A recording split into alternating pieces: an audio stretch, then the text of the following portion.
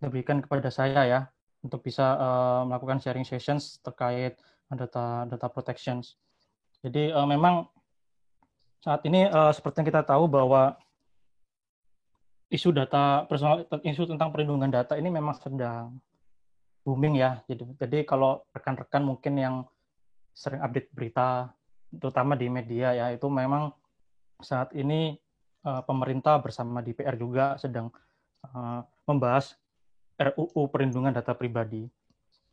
Nah, kalau saya perhatikan kan di antara kita semua ini kan di grup orang siber Indonesia dan mungkin yang lain juga audiensnya kan bermacam-macam, mulai dari mahasiswa, terus praktisi, juga ada dari pemerintah juga gitu. Jadi pada kesempatan ini saya akan coba sampaikan materi yang agak generik sebenarnya ini. Jadi misi utamanya sebenarnya ingin mensosialisasikan juga gitu biar rekan-rekan di sini aware bahwa Indonesia saat ini sedang berbenah dalam konteks perlindungan data pribadi.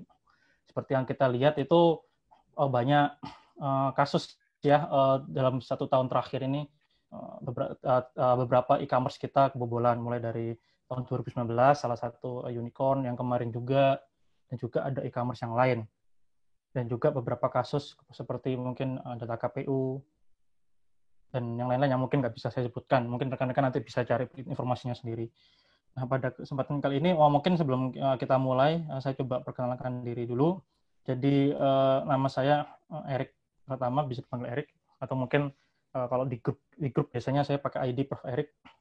Nah, saat ini saya memang bersama teman-teman itu juga mengelola komunitas Data Privacy and Protection Indonesia. Memang ini komunitas yang berfokus pada isu-isu terkait perlindungan data, seperti itu, baik dari sisi regulasi maupun dari sisi teknikal ya. Dan di samping itu saya sendiri saat ini bekerja di salah satu perusahaan KPMG, jadi salah satu perusahaan multinasional di bidang IT advisory dan juga cyber security. Jadi harapannya nanti melalui sesi ini saya bisa sharing pengetahuan dan pengalaman saya terkait dengan keamanan informasi gitu. Karena kalau kita berbicara keamanan informasi itu sebenarnya tidak berbicara masalah teknis ya. Kita sepakat bahwa kita ketika berbicara keamanan informasi, kita berbicara aspek people dan teknologi. Nah, kalau saya lihat terakhir kan di grup orang cyber juga ada yang share pelatihan cyber security ya, yang basic. Nah, itu juga bagus itu. Jadi at least teman-teman sudah juga yang entah itu orang cyber maupun yang non cyber, setidaknya nanti bisa dapat awareness-nya lah. Karena kan tujuannya komunitas kan kita ingin berbagi informasi, menyebarkan awareness seperti itu.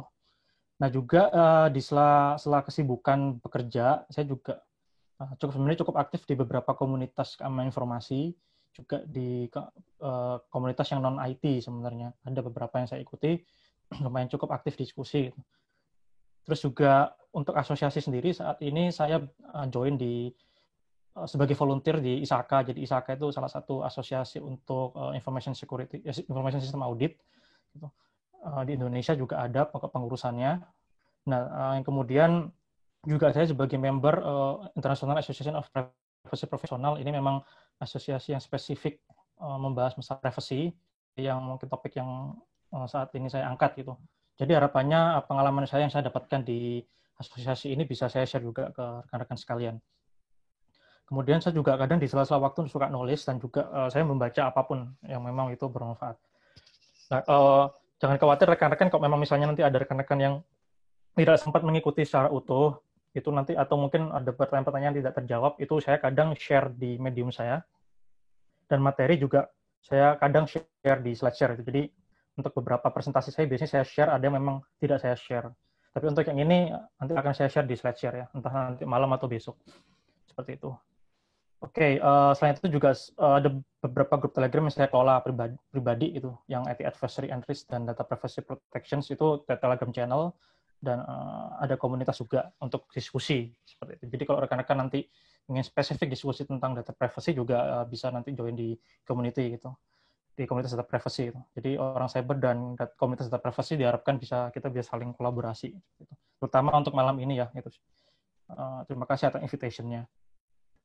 Oke, tanpa berpanjang lebar, jadi kita akan setidaknya ada, karena waktunya cukup terbatas ya, jadi kita akan coba batasi topiknya juga.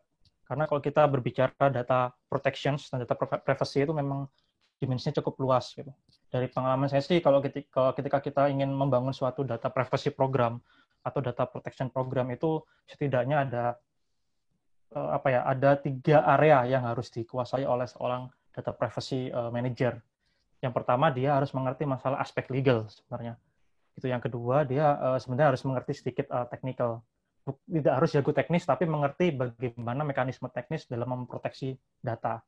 Dan yang ketiga itu dia harus memahami perihal manajemen ya. Manajemen dalam artian ketika suatu data privacy manager itu dia memahami aspek hukumnya dan aspek teknisnya, dia harus memahami bisnis yang dia handle itu seperti apa gitu. Nah, karena kenapa kita harus paham bisnis kita gitu? Karena setiap industri itu punya karakteristik masing-masing. Tuh, tadi di grup juga di grupnya data privacy ada yang sempat share acara ada webinar Asosiasi Health Tech Indonesia ya. Itu kan spesifik ke kesehatan. Nah, ada event lain juga nih yang membahas topik-topik yang lain di luar data kesehatan, mungkin terkait dengan UMKM. Ada lagi yang lainnya webinar terkait data e-commerce. Dan ada lagi yang lainnya terkait data kepemerintahan. Jadi memang pembahasan data privacy ini multi sektor dan harus kita tidak bisa melihat data privacy itu untuk satu sektor saja gitu. Kayak saya pribadi, saya lebih banyak berkecimpung mungkin memberikan konsultansi untuk industri financial service misalnya. Saya tidak bisa hanya berfokus pada apa yang menjadi ranahnya financial service. Nah, kita semua harus membuka wawasan bahwa sektor lain juga perlu diatur dengan tepat ya gitu. Jadi tegas boleh tapi harus tepat sasaran. Karena jangan sampai nanti kita membatasi inovasi. Itu sih yang pesan terakhir yang teman-teman sampaikan, itu yang saya sendiri mengiyakan, karena memang untuk perlindungan data pribadi ini kan cukup kompleks. Jadi kita harus bisa mengambil jalan tengah yang memang spesifik dan bisa diterima oleh masing-masing sektor di Indonesia ini. Jadi pada malam ini saya sedikit bahas aspek regulasi, itu lebih banyak ke RUU PDP, dan juga technical aspek ini sebenarnya technical aspek ini banyak dimensinya, cuma saya akan coba fokus di pengenalan konsep ya, ada namanya identity access management dan juga data loss prevention. Jadi kenapa saya bahas identity management dan kenapa saya bahas data loss protection, karena keduanya saling terkait. Ketika kita membahas masalah data privacy, pasti kita akan berbicara data yang disimpan di sistem HR di perusahaan kita. Berarti kan kita berbicara masalah manajemen identitas. Tuh, selain berbicara manajemen identitas, kita berbicara masalah aksesnya seperti apa. Kalau kita punya user ID, pasti kan user ID kan di-assign roles ya. Roles akan menentukan aksesnya sejauh apa. Dan yang berikutnya terkait perlindungan data itu sendiri secara teknis. Jadi saya akan sedikit mengenalkan konsep data loss prevention. Jadi mungkin sedikit membahas tools, tapi tidak terlalu deep ya, karena yang ingin saya tekankan adalah lebih ke bagaimana kita memahami suatu perlindungan data tidak hanya bergantung pada suatu solusi saja gitu, tapi kita melihatnya sebagai satu kesatuan antara people, process, dan teknologi. Oke. Nah, ini mungkin sekedar share aja ke rekan-rekan, kalau di negara lain pun juga isu privacy ini lumayan banyak. Jadi kalau yang tahun 2000 mungkin 2018 ya, itu ada sempat kasus Cambridge Analytica, kasusnya Facebook, yang Mark Zuckerberg sampai di sidang lumayan lama. Itu saya mungkin sebagian rekan-rekan di sini sempat mengikuti kasusnya. Terus juga kalau kita lihat beberapa negara itu sebenarnya mereka concern terhadap aplikasi ini ya, kontak tracing untuk COVID ya, karena beberapa aplikasi kontak tracing itu ternyata mengandung permasalahan privacy gitu. Saya sendiri pribadi sempat coba compare aplikasi kontak tracing punya Indonesia dan negara lain, beberapa sih, nggak semuanya karena terlalu banyak. Itu memang ya ada sedikit lah yang jadi isu, cuma saya nggak sempat tulis itu di Medium gitu. Cuma saya sempat lihat sekilas, oke, ada beberapa memang hal-hal yang perlu dispesifikasi sebenarnya aplikasi tersebut. Nah, yang terakhir itu Microsoft dan beberapa perusahaan seperti IBM dan lain-lain itu mereka juga melakukan ini ya, mereka menolak untuk menjual face recognition solutions ke lembaga penegak hukum. Nah, ini juga mungkin kasusnya menarik ya, karena perlindungan data pribadi itu tidak hanya mengatur masalah data yang ada di sistem elektronik yang kita mungkin gunakan sehari-hari seperti aplikasi e-commerce dan lain-lain, tapi juga yang sekarang lagi tren itu kan Mall-mall kan juga melengkapi diri dengan alat pendeteksi suhu ya, agar lebih efektif mereka menggunakan tools yang menggunakan teknologi yang bisa melakukan face recognition gitu. Jadi tidak harus kita scan satu-satu menggunakan alat thermoscan, tapi cukup dengan menggunakan kamera, alat tersebut akan bisa mendeteksi orang tersebut suhunya berapa, terus pakai masker enggak, seperti itu. Nah, di sini mungkin saya juga saya juga sempat, kalau nggak salah, saya sempat share ini juga di grupnya orang cyber juga, itu terkait presentasi saya terkait data governance ya. Itu ini saya coba ambil lagi, saya cuma sekedar remind bahwa sebenarnya kalau kita melihat data itu sepertinya seperti apa sih siklusnya. Nah, siklusnya kira-kira seperti ini gitu. Jadi data itu tidak ujuk-ujuk ada, tapi ada satu siklus yang membawahinya itu. Jadi data mulai dari proses planning itu berarti merencanakan data ini kira-kira seperti apa sih bentuknya itu. Dari sisi metadatanya, terus struktur filter di database-nya seperti apa, itu mulai di planning. Nah, kalau desain berarti tahap perancangan. Baik itu perancangan sistem yang menggunakan data atau perancangan struktur data itu sendiri. Yang berikutnya masuk ke tahapan build or acquire, jadi tahapan di mana suatu solusi itu sudah dibangun dan masuk ke tahap operasi. Nah, di tahap operate ini yang sebenarnya kalau kita berbicara keamanan data itu banyak dibahas di area ini. Itu makanya saya highlight warna merah, kotakin merah, karena memang ini jadi satu topik kita malam ini. Ketika data itu sudah jadi, gitu, data itu sudah ada dan data ini digunakan. Gitu. Nah, kalau kita berbicara konsep data loss prevention ya, itu kita akan mengenal 3 mode atau 3 fase data sebenarnya. Jadi data at rest itu data ketika masih ada di server, masih disimpan di server. Nah, yang berikutnya data in motion, jadi data ketika data itu dipindahkan atau ditransfer. Yang ketiga itu data in use, berarti datanya sudah digunakan. Gitu. Jadi posisi sebagai contoh data at rest berarti anggap aja ada server untuk CRM ya, Customer Relationship Management. Data customer di sana. Ketika saya buka laptop saya, itu berarti kan saya akses ke sistem. Oke, saya kan berarti melakukan query data. Nah, server traffic dari server ke laptop saya itu kan berarti melalui jaringan. Itu data in motion.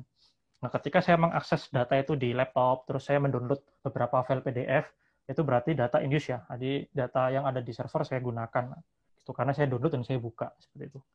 Jadi konsepnya data life cycle-nya sesimpel ini kok, tidak ribet gitu. Jadi kalau kita berbicara nanti lebih jauh lagi privacy by design seperti itu, nanti kita akan berbicara bagaimana memastikan privacy ini diconsider ya, dipertimbangkan tidak hanya pada saat data sudah live, tapi bahkan sebelum suatu sistem itu dibuat, itu developer harus aware prinsip-prinsip privacy. Nah, nanti ini tugasnya teman-teman yang berkecimpung di area privacy gitu, atau misalnya perusahaan sudah memiliki fungsi privacy manager misalnya, itu perannya di situ. Jadi membantu tim development untuk mendesain aplikasi yang memperhatikan aspek-aspek privacy sesuai dengan regulasi yang berlaku di negaranya. Nah, ini saya bikin mind map sangat simpel aja. Jadi kalau kita berbicara regulasi, itu sebenarnya regulasi perlindungan data itu cukup banyak. Gitu, dari mungkin yang kita mengenal GDPR, ini regulasi perlindungan data paling ketat di dunia sejauh ini. Jadi lumayan strict mereka mengaturnya. Gitu. Oleh sebab itu, kalau teman-teman berbisnis di Eropa atau punya startup di sana juga akan banyak PR-nya gitu. Dan kalau nggak dibantu tools juga akan ribet prosesnya seperti itu untuk memanage proses pengelolaan data. Gitu, karena ada beberapa aturan yang mewajibkan untuk menggunakan automation segala macam. Nah, yang berikutnya Amerika, US itu punya CCPA gitu. Cuma bedanya kalau California ini memang spesifik ke negara ini ya, kalau California gitu. Karena kalau di US itu sistem hukumnya berbeda dengan di Indonesia. Jadi nanti dia ada state regulations. Nah, di sini CCPA itu state regulations. Nah, itu cukup bagus untuk dilihat ya, karena CCPA ini lumayan tidak se-strict GDPR itu. Jadi sebenarnya bisa diadopsi dengan baik oleh Indonesia sebenarnya. Itu cuma memang kalau saya perhatikan di RUU Perlindungan Data Pribadi itu disusun berdasarkan GDPR juga sebenarnya. Jadi banyak poin-poin GDPR yang diambil. Nah, makanya saat ini banyak diskusi ya. Mungkin ada beberapa pertentangan atau kontroversi dan permintaan untuk menghapus beberapa pasal itu pun terjadi karena memang aturan GDPR terlalu ketat. Nah, sebelum RUU PDP ini disahkan, kita bisa refer sebenarnya ke beberapa peraturan yang sudah ada, misalnya PP 71 itu tentang perlindungan sistem transaksi elektronik, dan juga peraturan Kominfo nomor 20 tahun 2016. Itu terkait perlindungan data pribadi pada data pribadi pada sistem elektronik. Ini dari sisi regulasi. Saya akan bahas sedikit tentang RUU PDP, dan yang dari technical aspek sebenarnya ada banyak, cuma saya coba simplify, saya bagi jadi dua. Ketika berbicara masalah perlindungan data, itu kita berbicara kondisi saat sebelum adanya breach sama kondisi saat setelah terjadi breach. Itu cara paling gampang untuk membagi fasanya. Nah, ketika sebelum terjadi breach itu apa yang bisa kita lakukan? Gitu. Kita sebenarnya bisa melakukan namanya cyber hygiene. Cyber hygiene itu basic cyber security yang benar-benar basic yang perlu kita lakukan untuk memproteksi perusahaan kita. Contohnya apa basic cyber hygiene? Misalnya kita mengatur akses di network menggunakan firewall. Itu basicnya cyber hygiene. Kedua, kita harus memastikan bahwa sistem kita selalu terupdate ya, dan selalu di-patch. Itu juga masuk ke cyber hygiene ya. Karena apa? Kadang teman-teman suka meremehkan, cuma patching doang gitu. Padahal patching itu juga kritikal ya. Karena beberapa kasus itu gara-gara sistem nggak di-patch, jadi dia kebobolan. Contoh kayak kasus terdekat, kasusnya SingHealth di Singapura, yang Perdana Menteri Singapura datanya bisa didapatkan oleh attacker. Itu mereka juga kejadiannya karena salah satu sistem di sana itu belum di-patch secara rutin, sehingga attacker bisa masuk dan bisa mengexfil datanya. Ya, untung ketahuan sih gitu, karena ada anomali di jaringan yang dideteksi oleh administrator. Nah, ada juga nanti privilege access management, ini lebih ke pengaturan privilege level ya, jadi pengaturan user-user yang memiliki privilege account kayak user root atau administrator. Nah, ini juga perlu diperhatikan ya, karena kalau teman-teman mungkin yang malas ya, sistem admin yang malas, ya udah mereka login, melakukan konfigurasi, langsung menggunakan user root, padahal itu kan tidak direkomendasikan. Paling enggak kalau misalnya mengatur sistem, ya udah masukin usernya dia ke sudo works atau ke group wheel, seperti itu kalau di level teknis. Nah, yang berikutnya itu ada dua area yang ingin saya bahas sebenarnya. Jadi area mungkin teman-teman mungkin di teman-teman security kebanyakan memang areanya kalau di grup orang cyber mungkin lebih banyak mengerti masalah mungkin pentest ya, masalah ofensif. Mungkin ada sebagian yang memahami defensif, tapi di sini saya akan coba kenalkan ya. Jadi biar teman-teman yang ofensif dan defensif ini bisa memahami sebenarnya ada hal ini loh gitu. Yang pertama identity dan access management. Yang berikutnya data loss prevention gitu. Nah, ini yang pre-breach. Jadi pre-breach sebenarnya ada banyak, cuma saya rangkum aja jadi 4. Dan kalau udah kejadian nih kayak kasus kemarin, itu apa yang bisa dilakukan gitu. Jadi saat terjadi dan setelah terjadi itu salah satu upaya yang bisa kita lakukan itu bagaimana kita bisa memanage insiden management. Itu saya akan singgung sedikit nanti. Dan yang berikutnya crisis management. Crisis management ini ketika suatu insiden itu tereskalasi sampai mengancam reputasi perusahaan. Nah, kayak contoh kasus e-commerce kemarin, apakah kasus e-commerce kemarin termasuk crisis management? Masuk ke krisis? Ya belum tentu gitu. Karena kalau kita lihat kan sampai saat ini juga e-commerce-nya masih jalan fine-fine aja kan, nggak ada masalah. Kecuali kalau sampai transaksinya turun drastis gara-gara kasus kebobolan, ya itu berarti bisa jadi masuk krisis nanti. Oke, saya akan langsung masuk aja ke sisi regulasi. Jadi untuk teman-teman yang mungkin lebih banyak di area technical juga, atau mungkin di sini ada developer ya, itu saya ingin berikan awareness sedikit aja. Jadi ini sebenarnya overview. Jadi kalau teman-teman lihat sebenarnya banyak sekali pembahasan terkait RUU PDP, cuma ada beberapa yang ingin saya highlight di sini. Jadi kalau di perlindungan pribadi ini kita ada poin utama yang harus diperhatikan, yaitu masalah user consent gitu. Jadi sebenarnya kalau RUU PDP ini mewajibkan adanya explicit consent. Jadi ketika sistem elektronik itu ingin mengambil data kita atau memproses data kita, itu harus mendapatkan persetujuan secara eksplisit dari pemilik data pribadi gitu. Nah, ini sebenarnya sudah dilakukan oleh banyak e-commerce, yaitu dengan mereka menyusun term and conditions ya, atau mungkin ada juga yang mereka memberikan notifikasi via email misalnya terkait perubahan privacy atau segala macam. Cuma untuk consent ini juga jadi perdebatan karena banyak pihak yang ingin membuat consent ini tidak harus eksplisit. Eksplisit itu berarti nongol di layar kita accept secara eksplisit seperti itu. Atau setiap pemrosesan kan kalau misalnya kita buka website e-commerce kan biasanya kan di situ kan ada term and condition dan juga kebijakan privasi. Nah, ketika kita membuka situ, jadi membuka sistem elektronik tersebut, berarti diasumsikan kita sudah membaca sebenarnya kebijakan privasi dan term and condition-nya. Jadi bisa dibilang itu namanya implicit consent ya. Jadi secara implisit kita sudah menyetujui poin-poin apa yang harus dipenuhi gitu. Ini ibaratnya gini nih, saya punya sistem. Nah, saya kan suka-suka saya mau ngaturnya seperti apa. Kalau misalnya kalian mau pakai sistem saya, ya udah. Kalau nggak setuju dengan term and condition, nggak usah pakai. Jadi sesimpel itu. Nah, kalau ketika ada eksplisit, berarti nanti setiap jadi misalnya secara eksplisit itu berarti user itu harus memberikan notifikasi memberikan accept-nya dia secara benar-benar eksplisit gitu. Jadi ketika kita membuka satu website, itu kalau teman-teman coba aja buka website yang ada di Eropa, ketika teman-teman buka contoh websitenya isaka.org misalnya. Itu kalau teman-teman buka, itu pasti ada di bagian bawah itu ada cookie management gitu. Kita mau accept atau mau mengatur preference cookie-nya. Lah kenapa seperti itu? Karena di GDPR itu ada aturan khusus terkait cookie management gitu. Mungkin kalau kita lumayan abai di Indonesia lah nggak penting, tapi di Eropa diatur terkait cookie consent ya, cookie management itu diatur. Nah nanti masing-masing negara beda. Ada yang modelnya opt-in, ada yang modelnya opt-out. Itu nanti beda-beda. Kalau di GDPR itu seingat saya itu harus opt-in gitu. Kalau di US itu bisa opt-out gitu. Kalau opt-in itu berarti cookie-nya kosongan, kita harus accept mana yang mau kita accept gitu. Kalau opt-out itu berarti si providernya sudah mencentangin cookie-nya, kita tinggal pilih mana yang nggak ditampilkan seperti itu.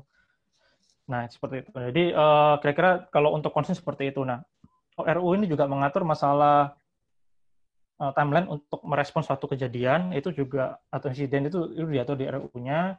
Terus masalah notifikasi kalau terjadi data breach dan juga denda. Nah, denda ini juga nanti akan sedikit menjadi perdebatan gitu karena dendanya lumayan besar, sedangkan UU ITE tidak sebesar ini.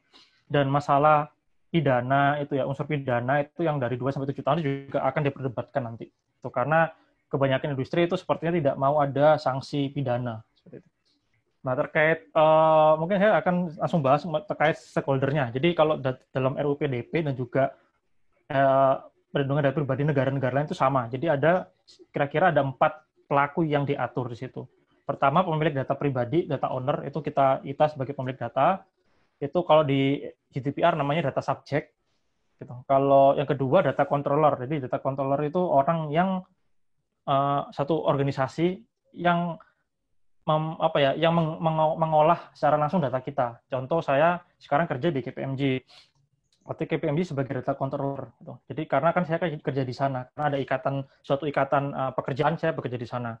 Atau misal saya misalnya join di Isaka.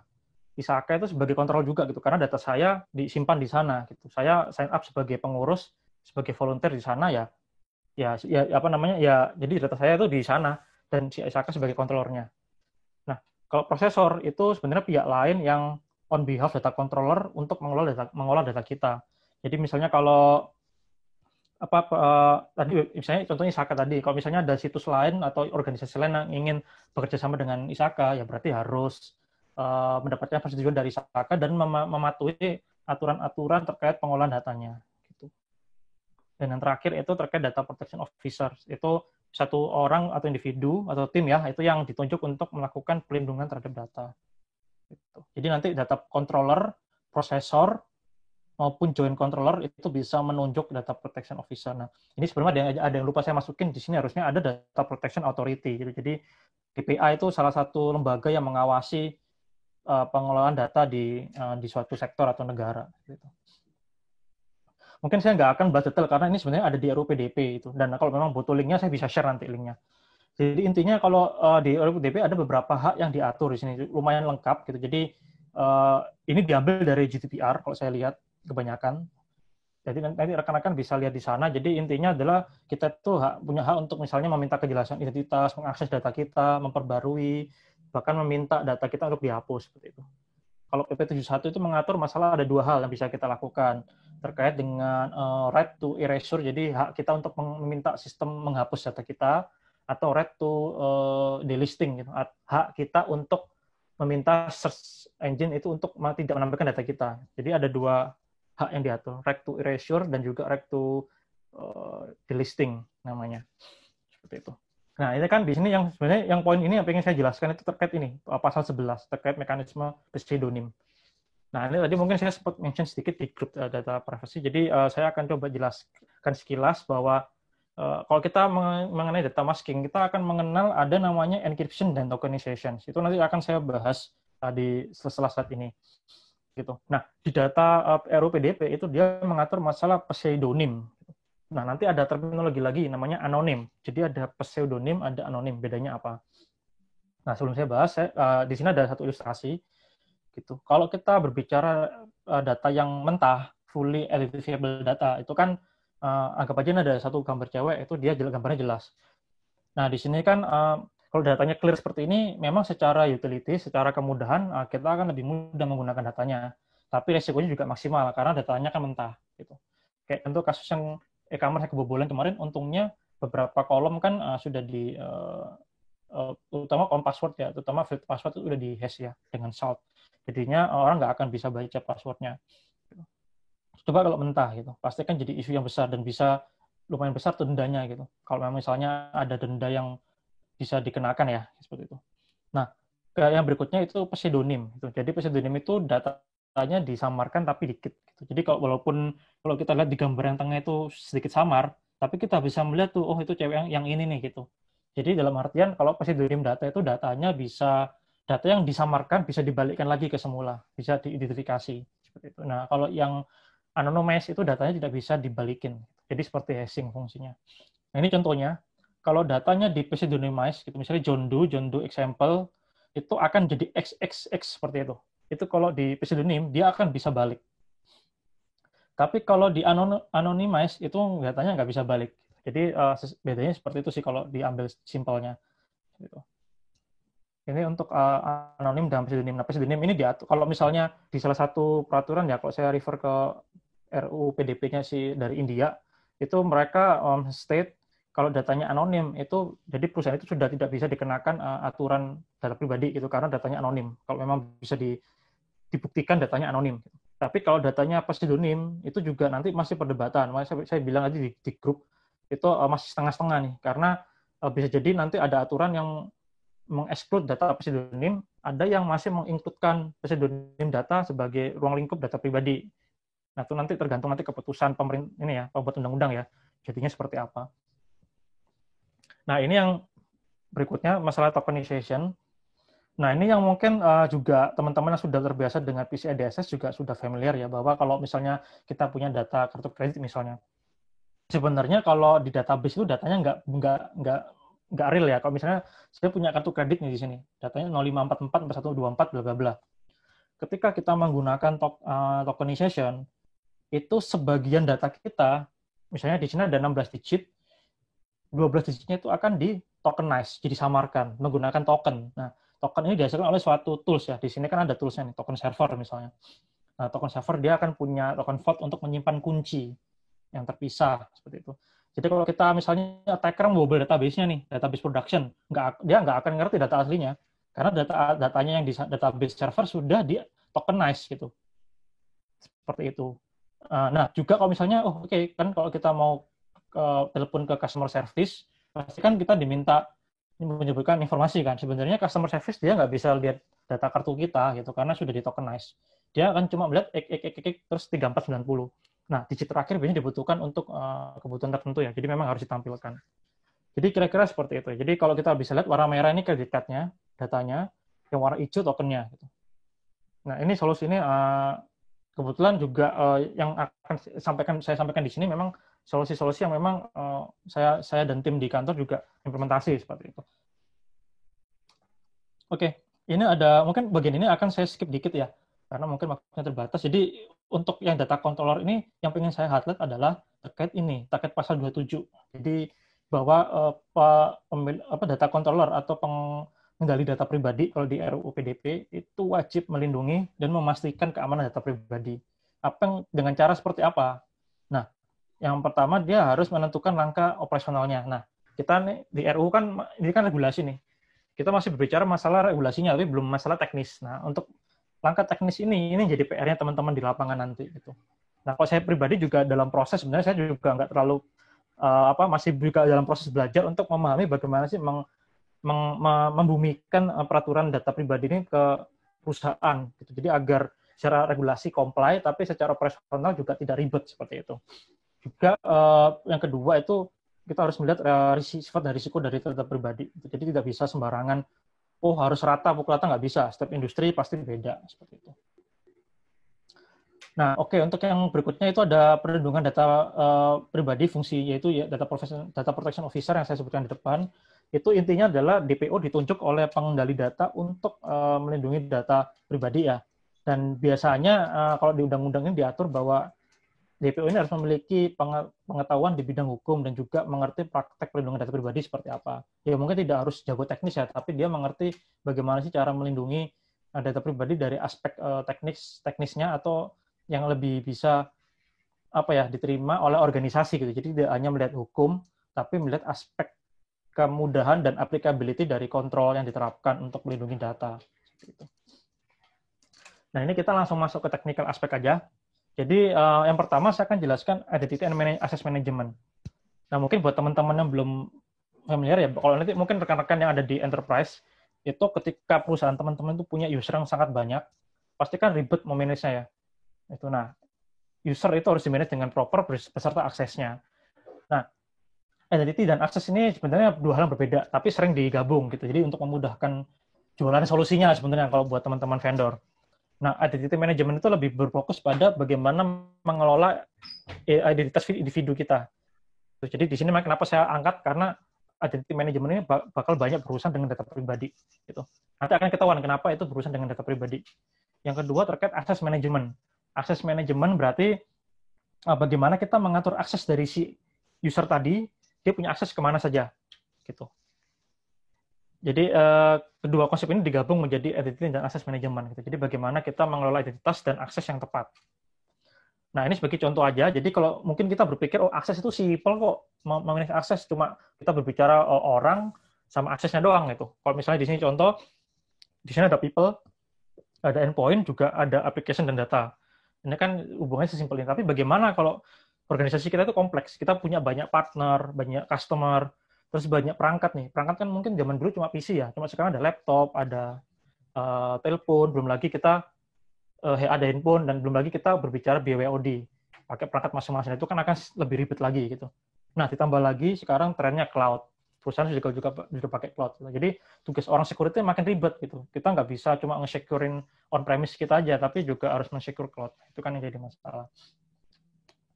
Nah, ini tadi. Ini basicnya identity management. Identity management itu ada 3 hal yang harus diperhatikan secara konsep dasar. Pertama itu ada namanya trusted source. Jadi sumber utamanya dari suatu data, yaitu data HR. Gitu. Nah, berhubung kita ini orang nih, waktu masuk kerja pasti kan yang kita temui pertama kan human resource kan.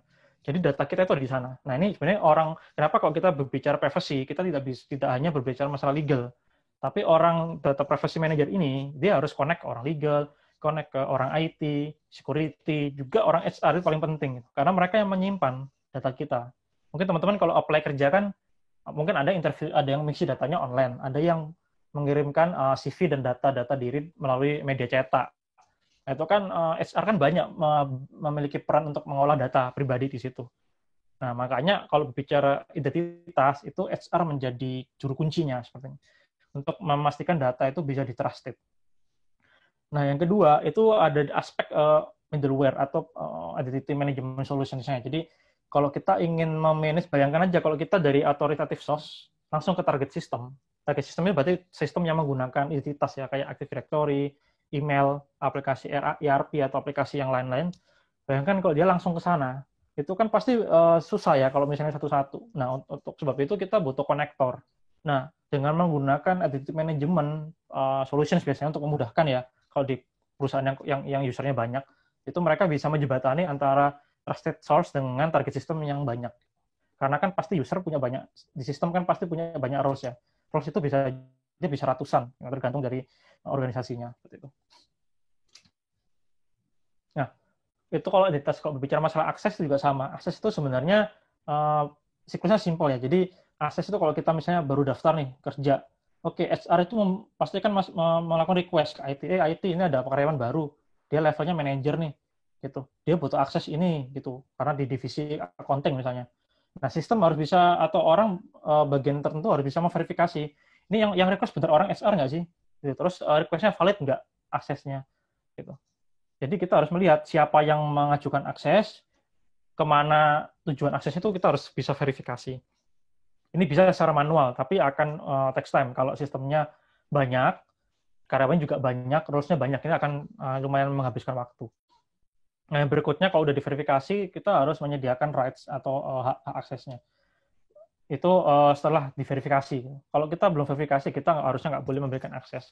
Seperti itu. Kayak misalnya, oh saya ternyata udah keterima kerja nih, baru masuk, kerja, keterima, orang SR yang mengurusin data saya udah kirim ke orang IT, oke, datanya udah valid nih, Erik masuk, levelnya sekian, dia dapat akses kemana-mana. Nah, ketika saya udah divalidasi data saya, dan juga yang mengakses yang mengajukan request itu udah divalidasi, maka sistem akan memberikan hak akses ke saya, seperti itu.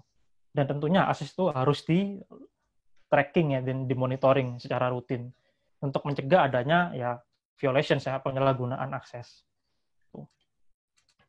Jadi kalau kita berbicara user access management itu sebenarnya ada beberapa concern gitu. Yang pertama itu terkait provisioning ya. Provisioning berarti kita membuat user sampai kita mendestroy usernya. Itu jadi permasalahan biasanya. Gitu. Yang kedua itu segregation of duty. Jadi pembagian tugas gitu. Pembagian tugas dalam artian roles itu harus tidak segregation of duty ini untuk mencegah terjadinya konflik, user konflik gitu. Konflik dalam artian roles-nya itu timpang tindih. Contohnya kalau user-user yang harusnya membuat suatu permintaan itu harusnya berbeda dengan yang mengapprove gitu. Misalnya saya minta ini dong mau klaim uang transport, kan nggak mungkin saya yang approve sendiri ya. Gitu kan saya pasti kan mengajukan permintaan klaim transport, lalu atasan saya, bos saya yang mengapprove gitu, kepala divisinya lah gitu yang mengapprove. Kalau requestnya ternyata besar banget nih, saya pengen pengadaan barang, pengadaan server, nah bisa jadi saya melakukan permintaan akses atau pengadaan, terus manajer saya mengapprove, tapi nanti butuh level di atas lagi mengapprove karena budgetnya misalnya di atas 1M misalnya. Nah itu seperti itu yang harus diatur. Nah kalau usernya banyak, divisinya banyak, kompleks, itu pasti akan susah kalau nggak dibantu dengan tools. Cuma tetap harus didefinisikan proses yang proper ya, agar tools itu bisa dioptimalkan. Dan yang paling penting juga adanya access review secara rutin. Ini yang biasanya kalau teman-teman nanti ada corporate yang memang waktu audit, financial audit itu mengecek IT-nya, itu pasti banyak finding terkait akses itu banyak. Identity and access management ini findingnya banyak biasanya. Ini common finding di banyak perusahaan. Jadi ke teman-teman nanti diharapkan teman-teman security lebih aware masalah hal ini. Ini kelihatannya sepele tapi jadi banyak problem nanti di belakang. Kalau semakin besar organisasinya. Oke, tadi kan berbicara identity management. Nah, yang kedua itu terkait data loss prevention. Ini juga sempat saya singgung juga di komunitas. Jadi kalau kita berbicara data prevention itu kita tidak hanya berbicara tools ya. Kita sepakat bahwa kita harus melihat punya suatu basic proses. Dalam hal ini saya introduce data governance. Data governance sebenarnya arahnya banyak. Jadi teman-teman nanti bisa lihat sendiri. Ada frameworknya. Data management body of knowledge, DAMA DMBOK namanya. Itu salah satu areanya itu data security. Nah, kenapa gini? Jadi kalau dari pengalaman dengan waktu implementasi juga dengan diskusi dengan banyak klien, itu memang rata-rata teman-teman itu hanya berpikir oh DLP itu solusi satu tools, enggak. Padahal DLP itu suatu ekosistem antara kombinasi people, proses dan teknologi ya, untuk membentuk suatu ekosistem perlindungan data. Nah, tadi saya sudah sebutkan di depan ada data in motion, stress dan use, itu satu siklus satu state dari suatu data dalam konteks data protection. Gitu. Jadi bagaimana suatu solusi DLP ini itu bisa mengkategorisasikan data, juga memprotek gitu. Jadi ketika data itu sudah diklasifikasikan, nah harus diprotek gitu. Kalau datanya nggak boleh keluar ya harus diblokir aksesnya.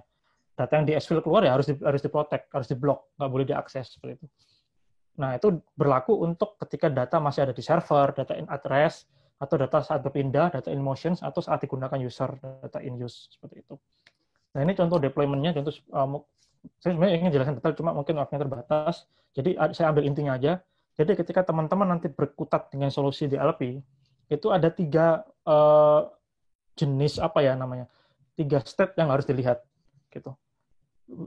Pertama itu DLP solutions itu dia punya kapabilitas untuk melakukan discover. Jadi dia bisa mendiscover data-data sensitif yang ada di database, mungkin di server, dan tempat-tempat lain. Biasanya database biasanya. Jadi DLP tools itu bisa mendiscover data sensitif. Kedua, kapabilitasnya itu melakukan monitoring. Monitoring itu berarti memonitor data yang lewat. Biasanya data DLP monitoring itu function itu di-embed ke network. Jadi biasanya di core switch gitu. Kalau misalnya teman-teman nanti bekerja mungkin sistem admin atau mungkin security engineer ya di company, kalau misalnya teman-teman implementasi DLP, itu pasti DLP monitor ini umumnya dipasang di network seperti itu. Jadi untuk memonitor apakah ada data sensitif yang ditransfer, data in motion ya seperti itu. Kalau data DLP discover tadi itu datanya waktu ada di rest ya, jadi waktu ada di server maupun di database, itu dia coba cari ada nggak data sensitif yang nggak di tempat semestinya seperti itu. Dan yang terakhir itu DLP prevent, jadi dia modelnya monitoring cuma bisa ngeblok gitu. Jadi ketika kalau DLP monitor ketika ada data sensitif ke Xfile, dia cuma dapat notif, tapi kalau prevent dia bisa ngeblok. Dan biasanya dipasang di email server paling umum karena kan kita banyak Xfile data via email biasanya. Itu selain lewat FTP ya. Tapi kalau FTP biasanya udah diblok by network ya. Nah, biasanya lewat email. Kadang kita dapat email, kita forward gitu kan ke email pribadi seperti itu. Atau yang kedua di proxy server. Itu paling umum itu. Nah, oleh sebab itu ketika kenapa saya bahas tentang agak sisi governance-nya, karena memang kunci sukses implementasi DLP untuk proteksi data itu ada di poin nomor 2 itu sebenarnya. Jadi bagaimana kita mempunyai visibility terhadap data flow, dan juga kita bisa melakukan klasifikasi data secara tepat sampai ke level database. Jadi kita tidak hanya berbicara klasifikasi sensitif atau misalnya public, restricted ya, atau misalnya confidential seperti itu, tidak cukup. Kita harus bisa klasifikasikan sampai ke level database yang paling kecil. Contoh ada data keuangan misalnya. Data keuangan itu kan sensitif ya, termasuk yang confidential. Tapi bagaimana kita menentukan suatu file PDF atau hasil scan itu data keuangan yang di Xfile? Apakah kita ngebaca dari judulnya? Loh, nggak mungkin. Attacker pasti pinter. Dia pasti mau rename nama filenya. Atau misalnya dari covernya doang, dari cover filenya. Nah, sama aja, attacker masih bisa ngubah covernya. Gitu. Kalau misalnya itu bisa diedit ya PDF-nya. Gitu. Kecuali hasil scan. Nah, jadi itu salah satu challenge di lapangan nanti. Gitu. Ketika kita hanya tahu data klasifikasi secara umum, tapi kita nggak tahu karakteristik dari masing-masing jenis datanya, itu juga susah. Tuh. Jadi kayak data keuangan kita harus ngerti dibilang sensitif yang mana gitu. Data karyawan. Oh, ini data karyawan ke Xfile nih. Tapi yang bagian mana dibilang sensitif? Apakah karena ada gajinya gitu? Apakah ada kata kunci tertentu yang itu dijadikan itu flag-nya si data sensitif misalnya? Nah, itu harus didefinisikan seperti itu. Dan mungkin sisanya sebetulnya prosesnya sama dengan kalau kita implementasi solusi. Jadi mendefinisikan dulu kebijakannya seperti apa, polisinya, terus mendefinisikan data flow-nya, classification, terus kita melakukan update policy di tools DLP-nya. Baru kita melakukan tuning, terus mendefinisikan matriks ya, agar kinerjanya bisa diukur nih. Matriksnya itu misalnya harus berapa persen kita mengurangi false positif. Karena tools-tools seperti ini kan banyak false positif juga. Gitu. Termasuk sampai ke bagaimana kita menangani insiden ketika terjadi tadi, ketika kita menemukan ada suatu aktivitas eksfiltrasi data, itu bagaimana kita melakukan penanganan insidennya seperti itu. Nah, kalau untuk DLP sebenarnya simple. Jadi ketika kita implementasi DLP itu apapun toolsnya ya, sebenarnya nggak cuma tools DLP tapi tools lain juga, itu pastikan kita memasangnya atau mengimplementasi itu dalam mode monitor dulu. Khusus untuk DLP itu sebenarnya yang saya rekomendasikan itu kita monitor dari email dulu. Kalau email udah, baru di level network, baru terakhir endpoint. Endpoint itu berarti PC ya, PC kita atau laptop. Nah, kenapa endpoint terakhir? Karena endpoint itu akan banyak menghabiskan resource ya, karena endpoint kan pasti banyak ya. Kalau di corporate besar itu pasti jumlah endpoint bisa ratusan mungkin ribuan. Dan itu lumayan PR ya, karena itu terkait lisensi, masalah uang juga sebenarnya. Kalau misalnya kita masih email, oke, email kan email server juga sebanyak-banyak email server, nggak mungkin banyak juga kan, nggak akan mungkin sampai ratusan kan. Gitu. Paling juga berapa server aja di cluster misalnya. Termasuk kalau untuk network juga mungkin kita bisa attach di core switch, itu juga nggak menghabiskan biaya yang besar. Nah, kalau endpoint baru ya agak sedikit ribet karena banyak, seperti itu. Nah, kalau kita udah masuk ke fase monitor, baru kita bisa prevent ya, seperti itu. Jadi konsep simpelnya seperti ini untuk DLP. Jadi paling diingat aja teman-teman, pertama solusi DLP dan sejenisnya itu monitor mode-nya diaktifkan dulu, baru kita prevent. Itu jangan sampai langsung block, karena sistem itu harus belajar gitu kan. Sekarang kan solusi security kan banyak pakai tagline machine learning kan pasti kan. Nah, machine-nya itu harus belajar dulu. Cara belajarnya dengan memonitor gitu. Dengan monitor mode-nya dulu diaktifkan. Baru kalau cukup misalnya seminggu atau 2 minggu best practice-nya, baru kita bisa next week-nya bisa melakukan blocking seperti itu. Nah, ini sebenarnya contoh case-nya ada. Jadi kalau case-nya salah satu case di LP, kalau di data in motion itu biasanya yang umum itu terkait eksploitasi data lewat email ya. Jadi kalau misalnya ada contoh, ada user ternyata ngirim email ke luar atau ke email pribadi menggunakan itu ternyata ada informasi data rahasia nih, data pribadinya.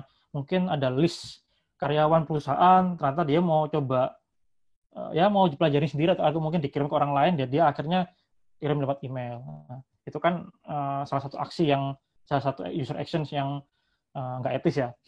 Nah, di LP Tools itu dia harus bisa mendeteksi itu gitu. Dengan cara apa? Dia harus bisa jadi gini, waktu kita meng-setup DLP, kita harus bisa melakukan tagging gitu. Jadi kalau di DLP itu kata kuncinya tagging. Jadi ketika kita udah mengklasifikasikan dokumen, dokumen data karyawan yang ada di file Excel tertentu itu ini data sensitif. Nah, nanti di DLP itu kan ada tools discover ya. Jadi waktu discover itu ketemu kan file itu, kita harus definisikan ini data sensitif nih. Di sistem udah di tagging. Data dengan karakteristik seperti ini, dengan tipe file seperti ini, dengan kata kunci tertentu, itu data sensitif. Ketika dia berpindah, sistem harus dapat notifikasi. Seperti itu. Nah, karena di sini case-nya user kirim email, berarti tools di API-nya mendeteksi di email. Wah, ternyata ada attachment. Itu data yang sudah di tagging, data sensitif. Nah, berarti tinggal opsinya 2 gitu. Datanya tetap bisa dikirim, terus di-alert ke sistem admin, atau ke data owner-nya, atau langsung di-block. Nah, itu tergantung nanti kita men-setup policy-nya. Seperti itu. Makanya available action-nya kan bisa macam-macam. Bisa jadi dimonitor aja, atau diberikan notifikasi ke usernya, atau bisa jadi di-block gitu. Atau mungkin jadi ke-encrypt datanya. Gitu. Kalau kayak misalnya, kalau kayak di tempat saya itu ketika ada email itu kalau nggak dari eksternal biasanya kalau nggak trusted itu dia akan masuk ke ini kayak ya mungkin spam blockernya lah. Jadi ada setiap hari itu ada semacam apa ya satu email itu yang melist domain-domain yang itu nggak trusted buat sistem. Gitu. Jadi kayak contoh email promosi itu pasti kedeteksi itu masuk ke satu list gitulah. Jadi kita bisa rilis atau delete secara manual terserah kita gitu. Bisa jadi kan saya daftar nih, misalnya saya daftar orang siber udah punya domain .id nih, bikin acara. Ada email konfirmasi, kalau masuk ke sistem saya bisa jadi nggak langsung masuk. Ke filter dulu bisa jadi gitu. Nah, kita bisa rilis secara manual seperti itu. Nah, kira seperti itu. Nah, ini yang terakhir itu karena itu udah waktunya udah ini ya. Jadi ketika kita berbicara perlindungan data itu dari aspek teknis kita kan pasti berbicara tadi beberapa hal ya terkait implementasi solusi misalnya identity management, terus juga solusi DLP maupun solusi-solusi lain yang mungkin tidak dijelaskan di sini. Cuma ketika terjadi insiden bagaimana? Nah, ini yang harus diperhatikan. Perusahaan itu harus bisa menentukan ya proses manajemen insidennya seperti apa gitu. Jadi kita mendefinisikan proses, juga kita mendefinisikan susunan ini ya people-nya. Gitu. Nah, kalau misalnya ini best practice-nya, biasanya kalau entah itu di perusahaan maupun di perusahaan yang provide SOC service ya, Security Operations Center, itu mereka biasanya punya 3 layer. Gitu. Pertama itu layer 1 biasanya analis. Gitu. Analis ini orang pertama yang deteksi saat adanya suatu insiden.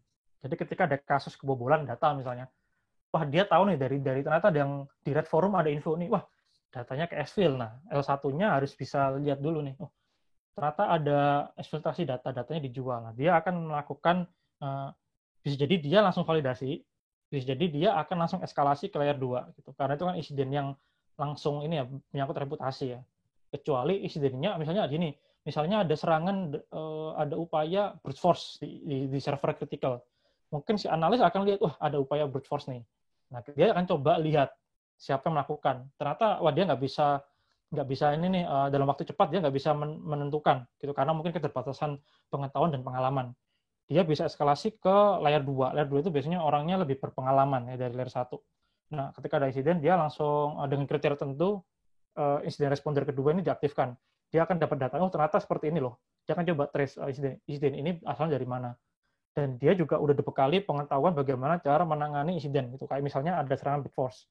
Bagaimana aksi apa yang harus kita lakukan? Apakah langsung ngeblocking IP-nya atau mungkin MAC-nya? Kalau memang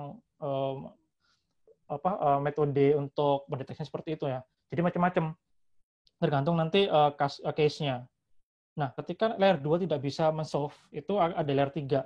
Layer 3 itu biasanya orang security analyst yang punya kapabilitas untuk melakukan incident response dan juga forensik. Gitu. Makanya saya sebutkan di sini, buat biar gampang, ada namanya analis, ada incident responder, dan juga digital forensik. Nah, ketika berbicara digital forensik, itu memang digital forensik dan incident responder sebenarnya agak berbeda.